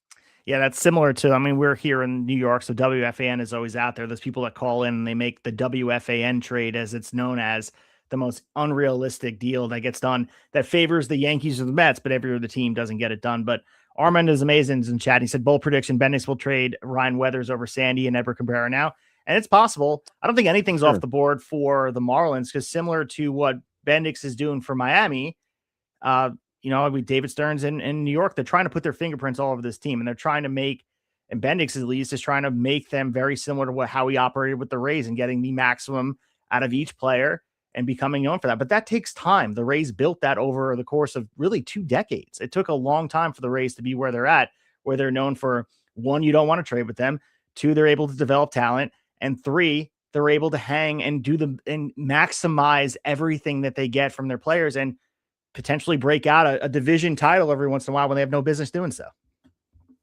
Yeah, I mean, we talked about that last. One of my favorite reels I think we've ever put out, actually, one of our favorite clips of the debating that whole thing. We won't rehash it, but of like, do the Rays deserve the praise they get? Because really, if you look at it, they're just kind of churning players around and then trading them away and churning them again and kind of going in a circle over and over without winning anything. But there is something to be said. Would you rather be the Rays than the Marlins? Yeah, probably. Although the Marlins have won a couple championships. So my first day in the chair as Peter Bendix is change the uniforms back to the teal.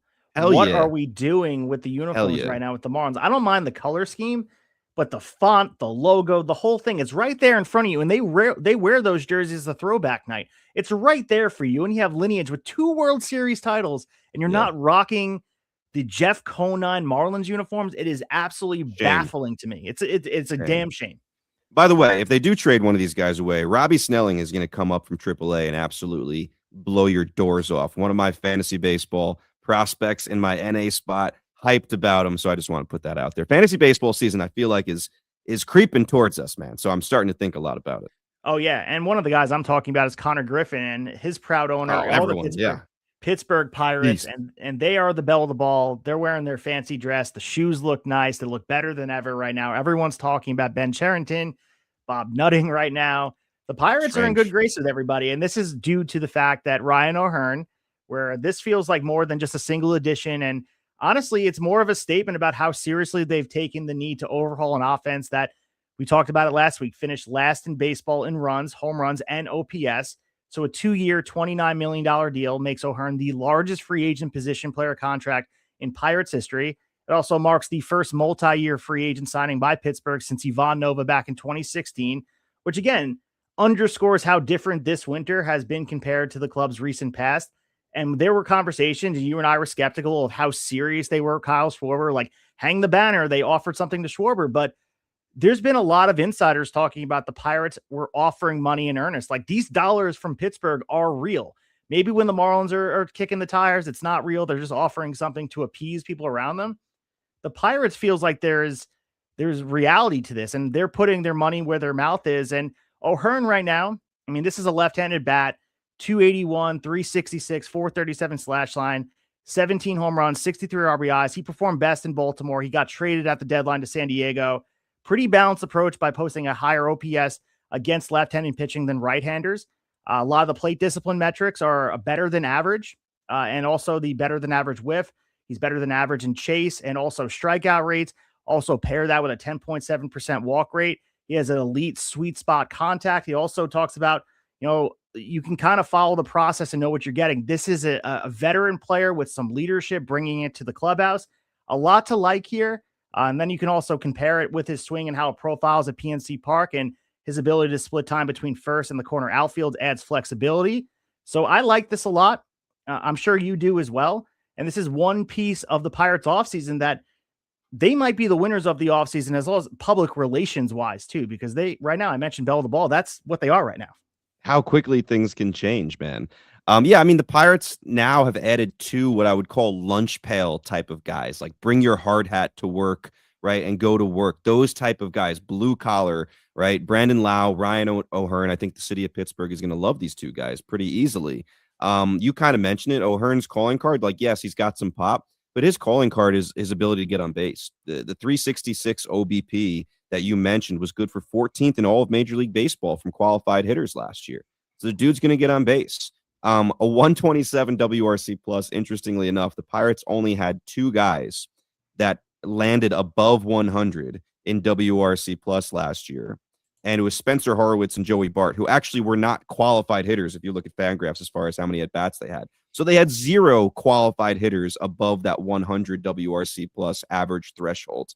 127 for O'Hearn. There you go. And, Brandon Lau there as well. So suddenly they're bringing in these guys that can add to the offense. And I think lots of goodwill here. And to me, they're another team similar to the Orioles where one more move they can breathe easy almost for the rest of the offseason and get ready, and the fans will be excited and they're going to show up. One more move. And the rumor right now that people feel like they want this one more guy is Kaz Okamoto. Okay, he apparently is either on his way or is here already to the U.S. to meet with his agent, Scott Boras, and talk to interested teams. Another guy with a deadline coming up a little bit after Imai's. This dude, I mean, there's other teams rumored with him, right? I've heard the Padres. We've heard that he wants to go play for the Angels, but we've heard the Pirates. So my question to you, this is a consistent 30 home run dude in NPB for many years, which not easy when you consider the dead ball issues that we've talked about a lot over the last few weeks. He's projected for a 110 WRC plus here, 18 home runs, 55 RBI by Steamer. Obviously, a lot of those projections are going to depend on where he lands and how people are going to use him. But is it one of those 3 teams, Pirates, Angels, Padres, or do you see a different team sneaking in here for Okamoto?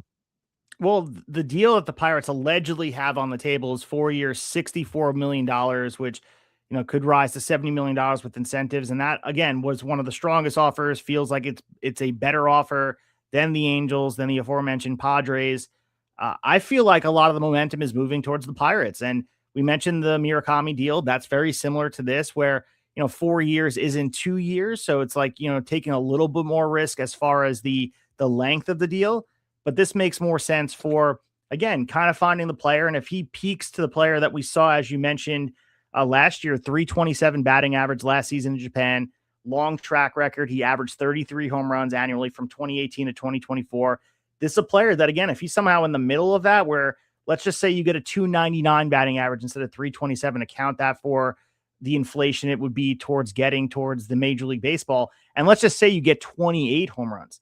That is still much better than where you were at as far as the Pirates last year. We mentioned all the stats that were last in. You had in Brandon Lau, O'Hearn. These players, all of a sudden, this might be a team that can contend for a wild card spot, because you had it with the pitching staff. We haven't even discussed that, by the way. We might get to see Paul Skeens stepping on a mound at PNC Park in a postseason appearance, and we'll see what they can do. I'm not, maybe that is pie in the sky pipe dream, but that's what they're chasing right now. And I think, you open the door for the Reds, who made the playoffs last year. The Pirates say, why not us? And the fans are saying the same exact thing. I mean, think of it this way. These are ifs, right? We could do these ifs for any team in the league. And when we get to our division previews, I think a lot of the times when we try to pick 1 through 5 how each division is going to finish, I know one thing I look at is who has the least amount of ifs. And I can't say the Pirates are going to have the least amount of ifs, but I'm going to give you a couple fun ifs here. We already said that if they sign Okamoto, you're going to feel great about this offseason. But then if you go into the season and say Connor Griffin continues to absolutely smash it in whatever level he's in, because he's done it at every level, and he gets called up this year, right? And then O'Neal Cruz, if he can figure it out, because, I mean, how disappointing has he been? But when he connects with the ball, goddamn, like, there's maybe nobody else as impressive as far as exit velocities, all that kind of stuff. But he has not been a good player. Like, don't let the exit velocities fool you. He has been a bad baseball player for the Pirates for years now. He's been a losing player. But we know the talent is there. And maybe being surrounded by some of these other really professional guys like a Brandon Lau and a Ryan O'Hearn can help him kind of get it together. If those things happen, like PNC Park could be an electric factory come June or July. And I know it's hard to be super positive about them even when they're making moves, because it's been so long since we've seen it. But like, there is a world where this snaps together, and instead of trading guys away at the deadline, they're actually looking to buy. And I hope that's what happens. Yeah, no, I think that's where they're going to be. And at the very least, with the extended playoffs and all these things, and a central division that feels like it's wide open for them to at least compete. I'm not saying they're going to win the NL Central, but there is a lot to like about being in that division where, we mentioned last year, the Marlins with a negative 89 run differential were able to compete for a playoff spot. There's a world where you can do like a light buy here and not blow up the future. And as we mentioned, pitching, if you can get to that point where, not speaking hyperbolically, but again, getting Paul Skeens in a short series, like get there with some professional hitters in Pittsburgh.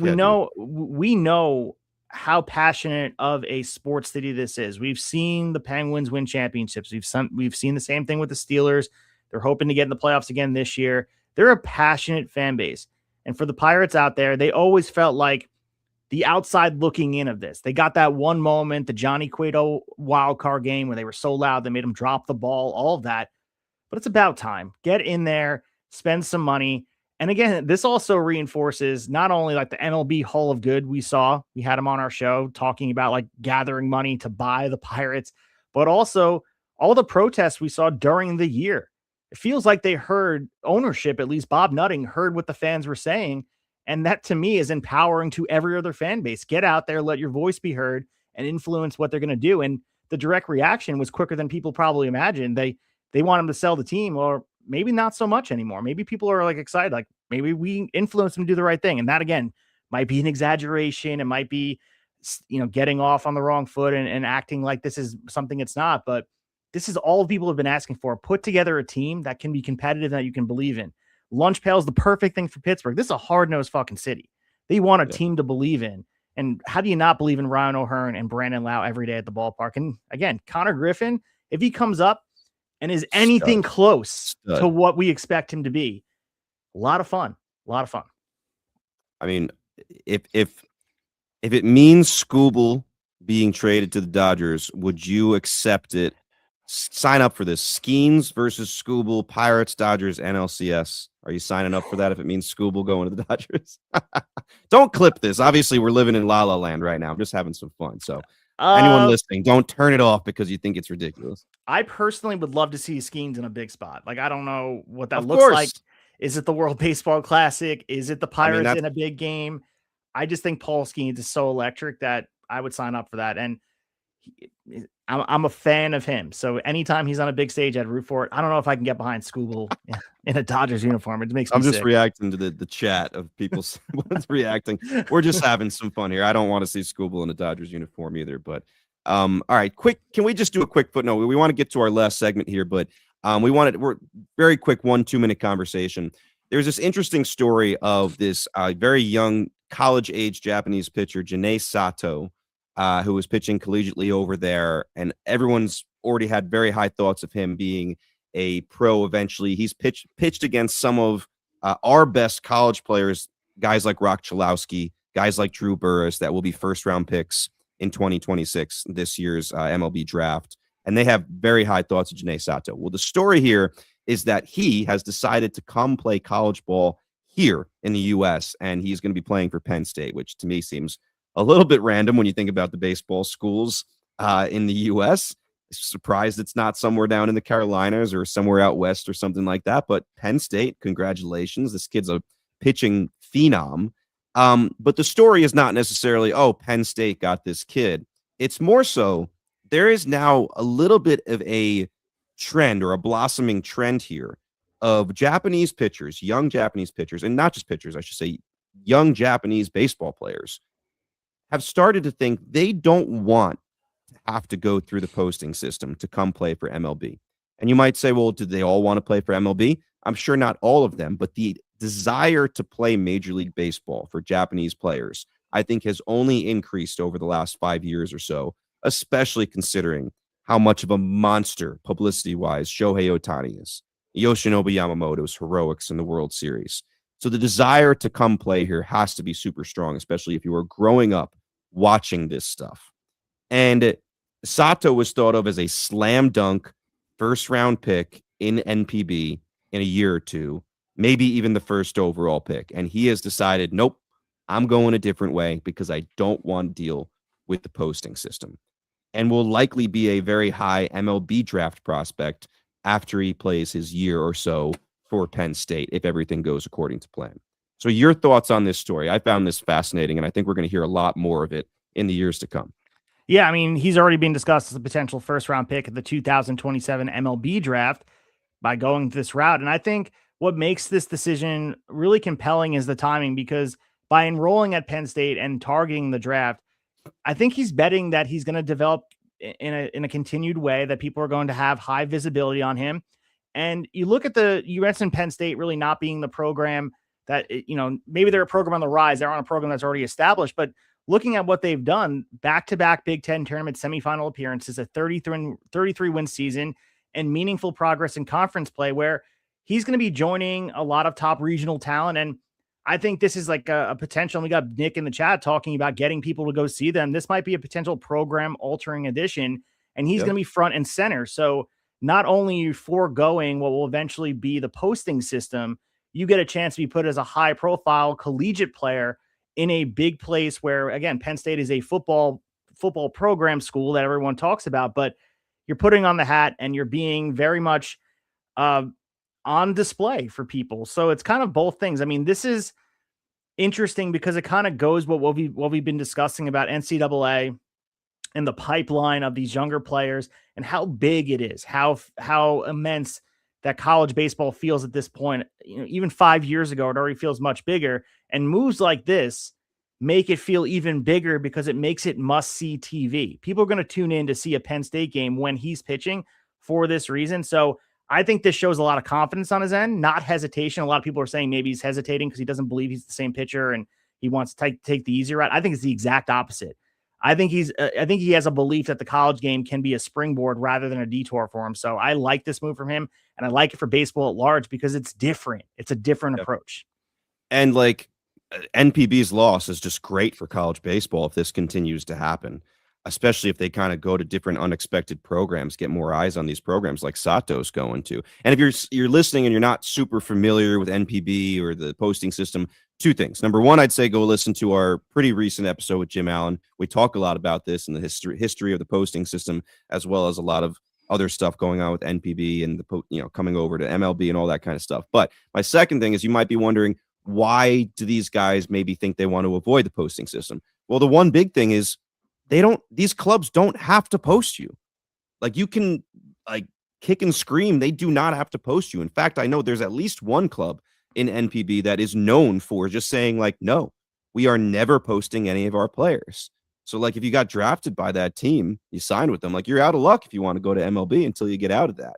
So they may have to change their approach here. I mean, I know front offices and NPB just don't feel like there's enough skin in the game for them as far as posting these guys that come over here. So that's a whole nother story. We could probably do an episode on it, to be honest. But that, in a nutshell, is the reason this is happening. By the way, this is not the first time this has happened. This is the most recent example of a high-profile young Japanese player coming over. But just 2 years ago, in October 2023, first baseman Rintaro Sasaki decided to come play for Stanford and is still there, I believe, and maybe one more year until he's eligible for the draft, power hitter.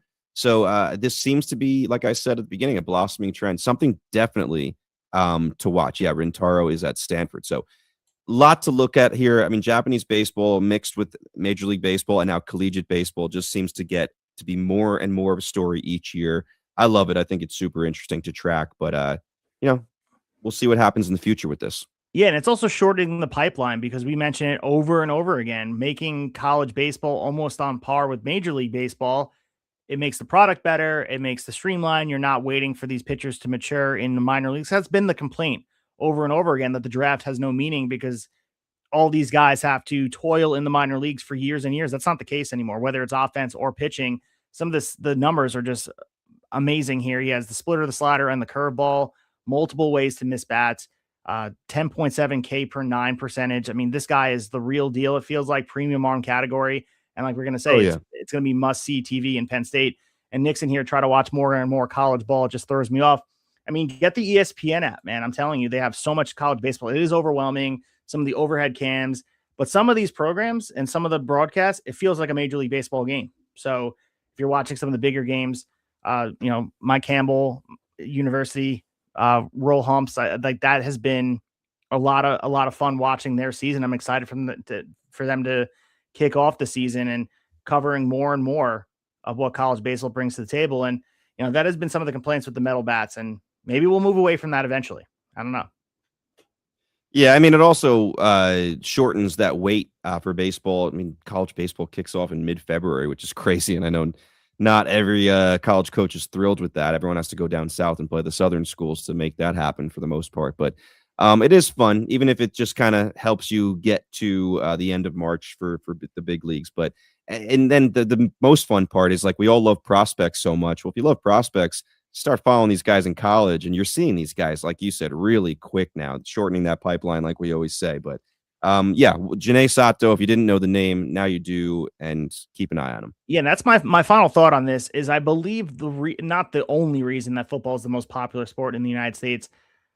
Definitely. But it's because of things like this, because there's an investment 12 months of the year and a direct pipeline where, like, if you're a bad team, if you're a Jets fan or a Raiders fan, and you're picking high in the draft and you're looking to improve your team, maybe you're watching some Indiana games. Maybe you're watching some of these prospects out there that can improve your team. And it's this full circle moment where eventually we'll get to the point where if you're a team that's struggling and your team is picking high in the draft, you can start watching some college ball and getting some use to some of these guys that may be on the field for your team sooner or later, or at least hope so.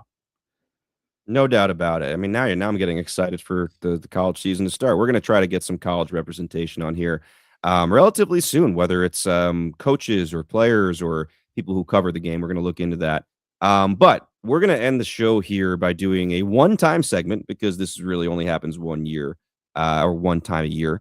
New Year's is the next holiday coming up here. New Year's Eve, just a couple days away. And the one thing we're supposed to do, I'm sure not everybody does, but the one thing we're supposed to do is come up with a New Year's resolution. And no, we are not going to make you listen to Steve and I tell you what our resolutions are. I haven't come up with one yet. Have you come up with one? You don't have to tell me what it is, but have you come up with one?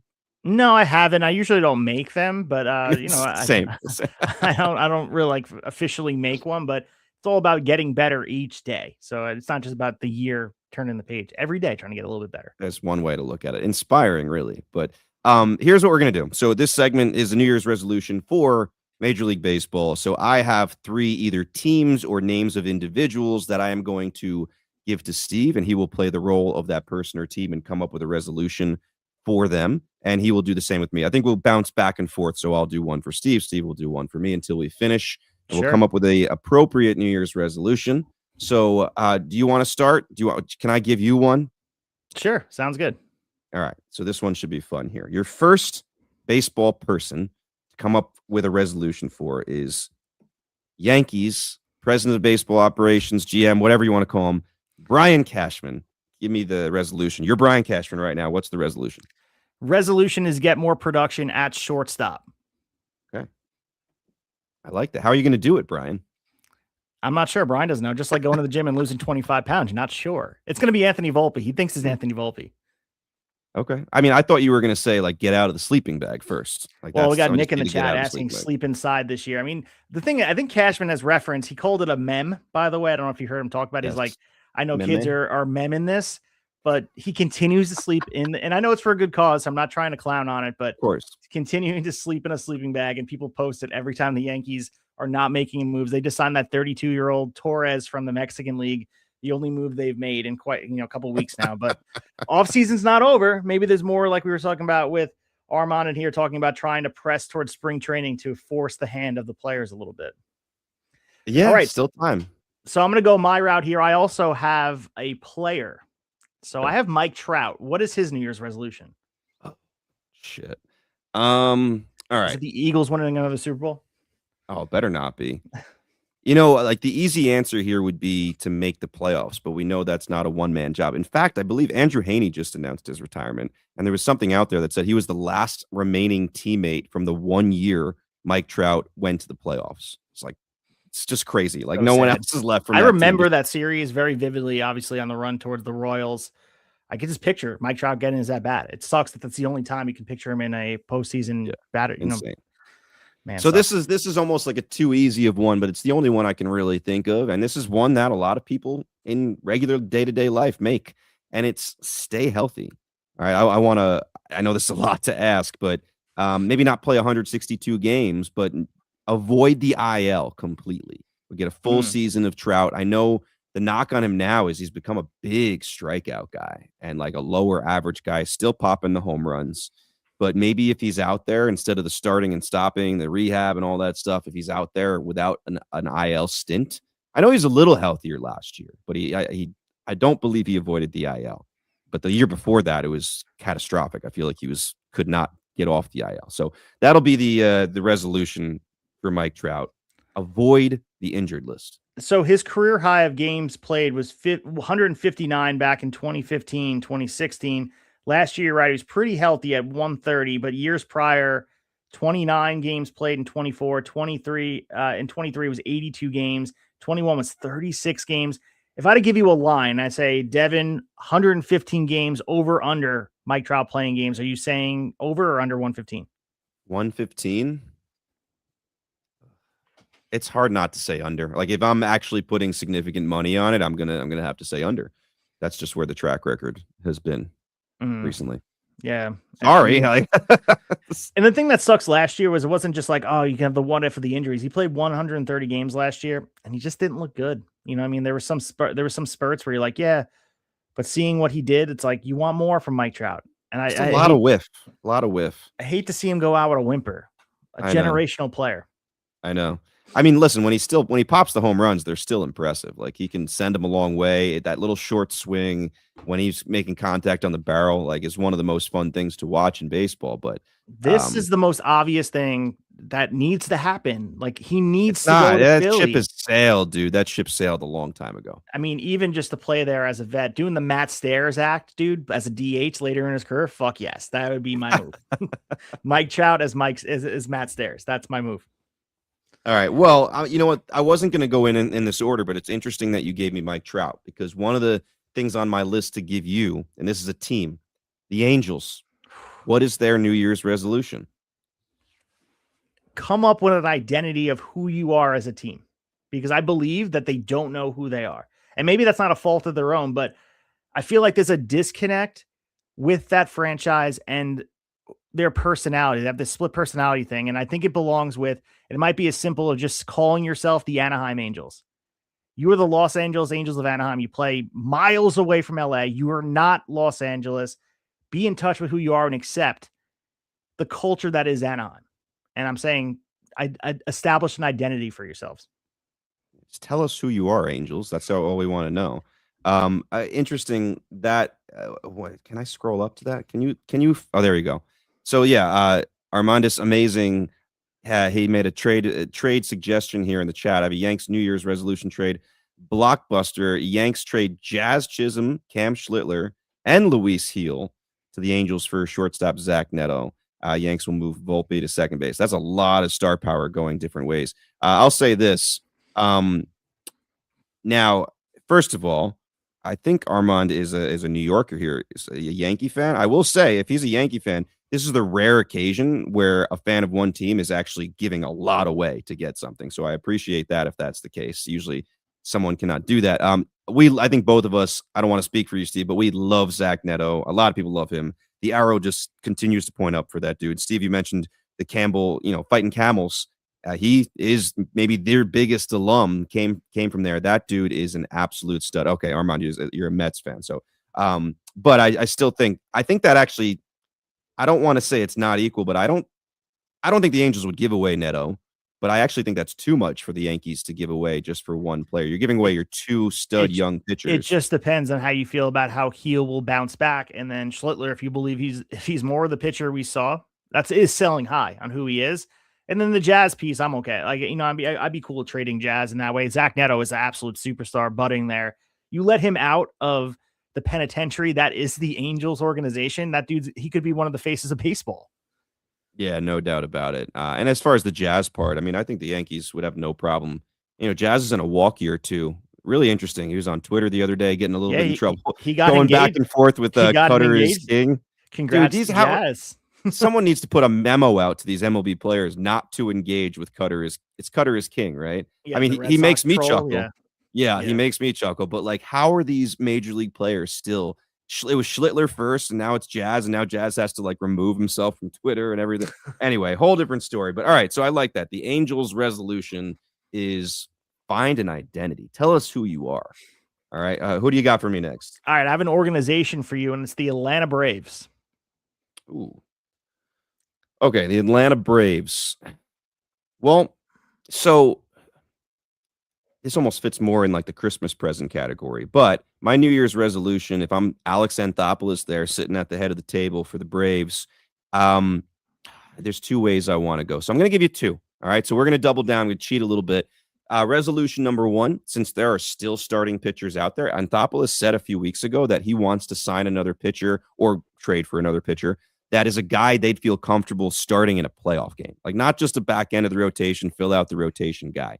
So you got several guys like that out there still. So my number one resolution for the Braves would be sign one of these dudes, the Imais of the world. I mean, I had in the Imai thing I posted on Twitter with me talking about just kind of thoughts on Imai. A Braves account actually put a long comment on it, talking seriously about how he thinks Imai could end up a Brave.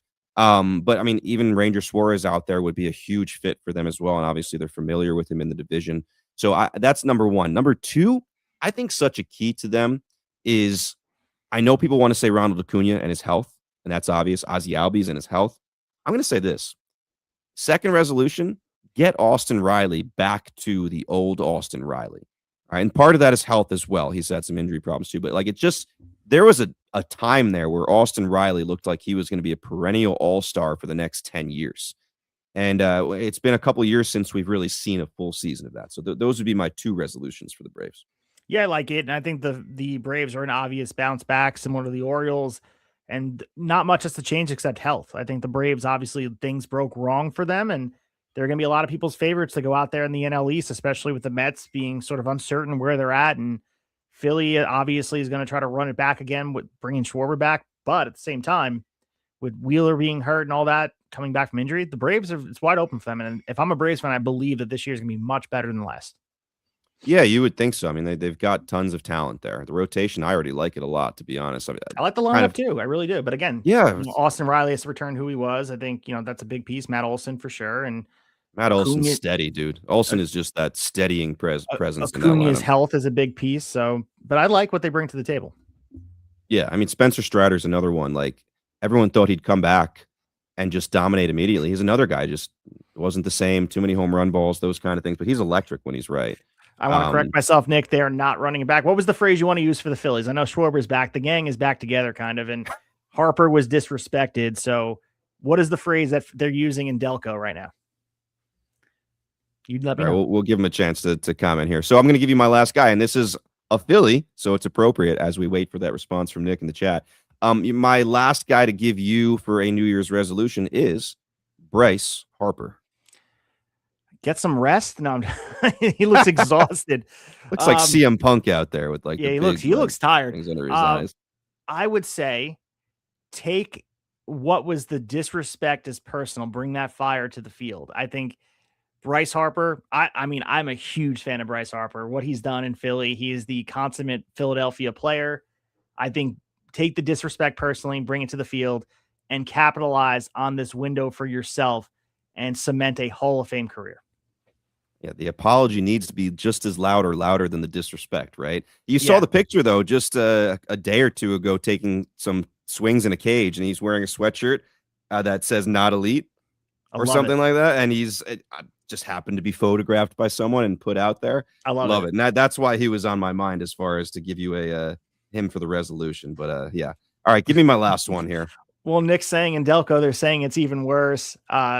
Believes the sky is falling. The WIP, I believe, is the Philadelphia station. And with the outfield, I get it. And he said hashtag not elite. And also another thing for Bryce Harper is, vary up the recipes you're cooking with. He's in the kitchen a lot doing some recipes. And I commend that, dude. I'd like experiment in the kitchen. It was coffee last year, right? Wasn't he like a coffee reviewer on social media before the season? During this season, he was posting a lot of recipes. And I know Nick can correct me. I know you're all over Philly's Twitter, but he's been posting stuff. And he looks exhausted. I know he's got like a newborn and stuff. He's tired. He looks tired. He had his blood recirculated like fucking Captain America or some shit too. Exactly. Well, we'll see. He'll be in the World Baseball Classic with some venom in that in those words and all that. But my last one for you, we talked about him already. It's Anthony Volpe. What is his New Year's resolution? Oh man. Okay. New Year's resolution is stop doing any types of advertisements until you actually produce on the field. He's on the train, LIRR. I see him rocking those shirts. As a guy who rides the train 5 days a week when I'm working, why are you advertising? I mean, I have as much criticism for the company that hired him. And that's not a good deal, by the way. I've seen the ad where it's like, get 3 shirts for like $200. And it's like, what? How is that a deal? That's what it says. When you're on the train, when you go back, I'm not wishing your vacation away, but when you're on the train, I think it's 3 shirts for $299. Buy 3, get 0 or free. $199. 3 shirts. So I mean, that's not that good of a deal. Go to Kohl's or Target and buy a new shirt. Come on. Yeah, but Anthony Volpe, man, you're not winning New Yorkers over when you're playing the way you were, and then you're in an advertise. They have to come home on the train and they see your face doing an advertisement. Dude, every time I'm on the train, I take the train to UBS, and every time, no fail, people either that are drinking or not walk past the Volpe thing and they elbow whoever they're with and say Volpe, and fuck Volpe. That's what they say. That's dude. And that's Long Island. That's not even the Bronx. Imagine what they're saying in bodegas in the Bronx. Come on. I mean, listen, we know the shoulder injury now. We now know it was way worse than he let on, I guess. So maybe he comes out when he's healthy. I think it's gonna be a couple months into the season too. I don't think he's gonna be back on opening day from what I've heard. But maybe he tears it up, and if he does, then go do the advertisements. Right? It'll be a good story. But why is he pull your face off these ads? That is the New Year's resolution right now. Well, it's a really bad look. Obviously, it was the deal was committed when he was probably in the good graces of the New York media. But when was he in the good graces? In 2021? I mean, if you go back to the original, I know it's hard to think now, but there was a time where Volpe was a little bit of the golden child, with his dad was the caller on WFAN, and people were sentimental about the story. Things have fallen apart this year, I think. And the meme, the funniest meme, it's always him posing with, I believe, his wife. And it says that poor girl, he tried to pick her up and throw her on the bed, but he threw her off the bed into the wall. It's and I understand. All it takes is a really good first 4 weeks of the season. Everyone's going to shut up and be like, they're going to be buying the Volpe shirt. They're going to be rocking it there. That home run he hit in the World Series, electric. And things change, obviously. The judge dropping the ball and all that. I'm not saying they're going to win the World Series and all that, but things change on a dime. And Volpe right now is the scapegoat. He represents the mediocrity that is the New York Yankees. Fair or unfair, people pinpointed on him. And that can change quickly if you start hitting. No doubt. I mean, we talked about Tyler Soderstrom at length in this episode, who, listen, he didn't have the fall from grace that Volpe did, but that's also under the New York spotlight and the errors and all that stuff. But we talked, development not always linear. Soderstrom is a perfect example of that. It could be Volpe too. I'm kind of the belief that if he is going to get back to his potential, I feel like it has to be out of New York. But Brian Cashman clearly does not feel that way. Well, it's very similar to David Stearns, where you are steadfast in your belief about what your process is. And clearly Brian Cashman believes in Anthony Volpe, the player, whether it's shortstop or not. He believes in the production.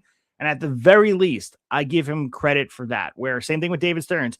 you're facing the criticism. It would be easy just to break it apart and just move away from the process of what it is, but stay fast with what it is. And I think for Cashman or Stearns, you're going to be on the hot seat for being proven right or wrong. You're responsible for this going forward. If Volpe has another season similar to last year, injury or not, Cashman's going to be held responsible because he's supposed to be making this team better. And right now, Volpe is at the front and center of this.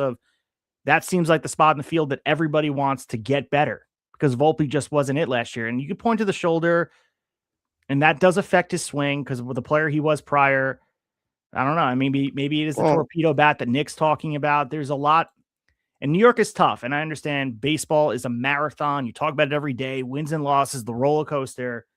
Volpe feels like he was in the bullseye all year. And I honestly, and some of the stuff you can't defend, though. You know what I mean? Like, as a Yankee fan, I am a big Volpe fan, and I support him, and I do. But some of the stuff you see, it's just like, well, what did you expect? Yeah, I mean, the biggest thing that stands out to me as a non-Yankee fan, but still watching a good amount of Yankees here in New York, I feel like he tried to change into this home run hitter a little bit too much, and the strikeout rate, I feel, and the whiff rate just kind of. I think it's the temptation of right field. Do you think that would be changed if he goes to a different ballpark? Not necessarily, because he's, as a righty, I feel like almost trying to pull to the other side. True, and he's just gotten pull happy and home run happy where. I don't know. I feel like that doesn't necessarily, if he take 5 home runs away, maybe more, if you can raise the average a little bit with what his role on the team needs to be. He doesn't need to be that 20, 25 home run guy, in my opinion. I think he's better suited to do some other stuff. So, but again, those swing mechanics might be less desire and more what happened with the injury. So we'll see going forward. Maybe this injury is the best thing for him. Maybe missing the first couple months of the season will be the best thing for him, sitting back and watching, unless Jose Caballero just has the best 2 months of his life, and then Volpe tries to come back, and fans are gonna be like, no, we like Caballero out there. Yeah, my last question to you, and I think here in New York it might be a little bit of just a very niche conversation, but if you had to take the over-under of, let's just say, career WAR as a metric for the end of their careers, fast forward 15, 20 years down the line, we'll see how long these two players play. Who are you taking, Mark Vientos or Anthony Volpe? Who will be the better player when it's all sewn up? I think Volpe has more of more paths to increase his WAR if we're just looking at WAR, whether it be through speed. I know people will laugh at this, but the fielding, I know he's terrible last year, but playing a position like shortstop, you can rack up some things that way too. Whereas Vientos doesn't have a position on the field. Vientos doesn't have speed. Vientos basically has one path to gaining WAR, and that is power. And there's been glimpses of it for sure. But can he be a sustained power threat? And that he hasn't proven yet. I mean, Volpe has a lot to prove too. I just think there's more paths to increase that WAR number. No, it's definitely going to be something to watch. Vientos was the apple of Mets fans' eye for a little bit. I think they've loosened up that expectation at this point. Yeah, I think there's a lot of New York-centric conversations around those players. But as we said, time heals all wounds, and winning is the best deodorant. And all it takes is some big moments and some big hits, and all of a sudden, all is forgiven. No doubt about it, man. We're, 6 weeks away from spring training? So I'm starting to get excited here. Like I mentioned earlier, fantasy baseball drafts. I mean, we're going to try to get at least one fantasy baseball guy on the pod, maybe end of January, early February. And I feel like maybe I've said this at every pod episode, I don't know, but these next 2 weeks or so, we got to start getting some big signings. No? Yeah, I agree. And I think each offseason has its own temperature and rhythm of its own, but this one feels unique where I don't know if we've been this far along without the big fish coming onto their teams. And again, I remember the offseason where offensively these players were undervalued. I remember the Jose Bautista year, how many years ago that was, where he didn't get signed until I believe it was right before spring training, or if not during spring training. There were some players that did that. I think there is this stalemate, something, Armando said it earlier, where there's a little bit of posturing from both sides of figuring out we're not going to spend irrationally for a player that we know is not going to work out. The Bellinger 8 years thing just sticks out to me, but I think some of these other players, because of the pressure from their agent, the pressure from the Players Association, the pressure because of the looming lockout, they want to secure as much money as possible, and the length, because someone like Bellinger, this is the last time you're at the table of negotiating this. Yeah, you'll get some other short-term deals down the line, probably if you want to play. But for Bellinger, he's trying to squeeze every last dollar, and I don't blame him. I really don't, especially coming off the season he had last year. This is your last chance to really secure the bag. And I think that's what the waiting game is. And I still think some of these things are interconnected, like dominoes, where if Tucker falls, maybe Bellinger's close behind him. I thought Pete Alonso would be a precursor for some others, but that just wasn't the case. I don't know. It's going to be interesting to watch as the offseason continues. No doubt about it. I'll end by saying this. I don't think we'll be back on here until 2026. I think this was our last episode of 2025. So I'm going to try to end it with a prediction that is going to happen before our next episode, early January 2026. I will say Tatsuya Imai will sign in between now and our next podcast episode, which he kind of has to. But I will say he's going to sign with the Chicago Cubs. That'll be my prediction. He'll look really good in that City Connect jersey. That's for sure. I think so. No doubt about it. Yeah. So we want to thank you guys for joining us. A great chat tonight. Thank you guys for talking ball with us. It's lit up my day for sure. I love talking baseball with you guys in here and for supporting the show. We really appreciate it. And if you haven't yet, please leave a 5-star review if you can on Apple and Spotify. If you're so kind, maybe write a review for us. It goes a really long way in the algorithms that help us rank on good pods, etc. And helps other people find the show. And maybe give us a follow on Instagram or also on Twitter. Subscribe to our YouTube channel at Tablesetters Pod on both socials and at Tablesetters Baseball on YouTube. We appreciate all the support. And I want to echo what Devin's saying as well. I want to wish you guys a happy new year. Hope you guys are safe and have a good time and make all the New Year's resolutions and enjoy the time with your family and enjoy this weird space in time that doesn't exist, where between Christmas and New Year's that feels like all things are off. And like Devin mentioned in the opening of the show, calories don't count. So enjoy the time and try to evade this bubonic plague that's out there, especially in the Northeast. Nick, I know you're in South Jersey, and whatever's going around, dude, everyone's got whooping cough or something like that. Oh, it's the worst. But yeah, everyone have a good New Year here. Enjoy some champagne. I'm gonna go have some cookies. So I can't stay away. That's what I'm doing. What cookies are you eating? You guys cookies left over from Christmas? Yeah, I'm a chocolate chip guy. I could go for some sugar cookies too, but like freshly made, or you bought like from a tray or something like Costco? No, freshly made. Come on now. I don't know. Costco cookies are great too, man. I probably wouldn't turn them down. I'm just saying. All right. Well, again, I want to thank you guys in the chat hanging with us. Nick's already sick, so we wish you all take some Mucinex, drink some fluids, get in there, rest up. Watch some baseball highlights. Watch Kyle Schwarber launching that ball into the Philly night. What up to all our Delco people, all those people in Philly and South Jersey. And Armand, thanks for hanging with us and giving all the great stuff in here. Great conversation all the time. We appreciate all you guys. Again, we will be back after the new year with all great baseball talk. If something really big drops, maybe Devin and I will muster the strength to get back on here and talk more ball. But until that time, we will talk to you after a while. And as always, Happy New Year. And also, happy baseball.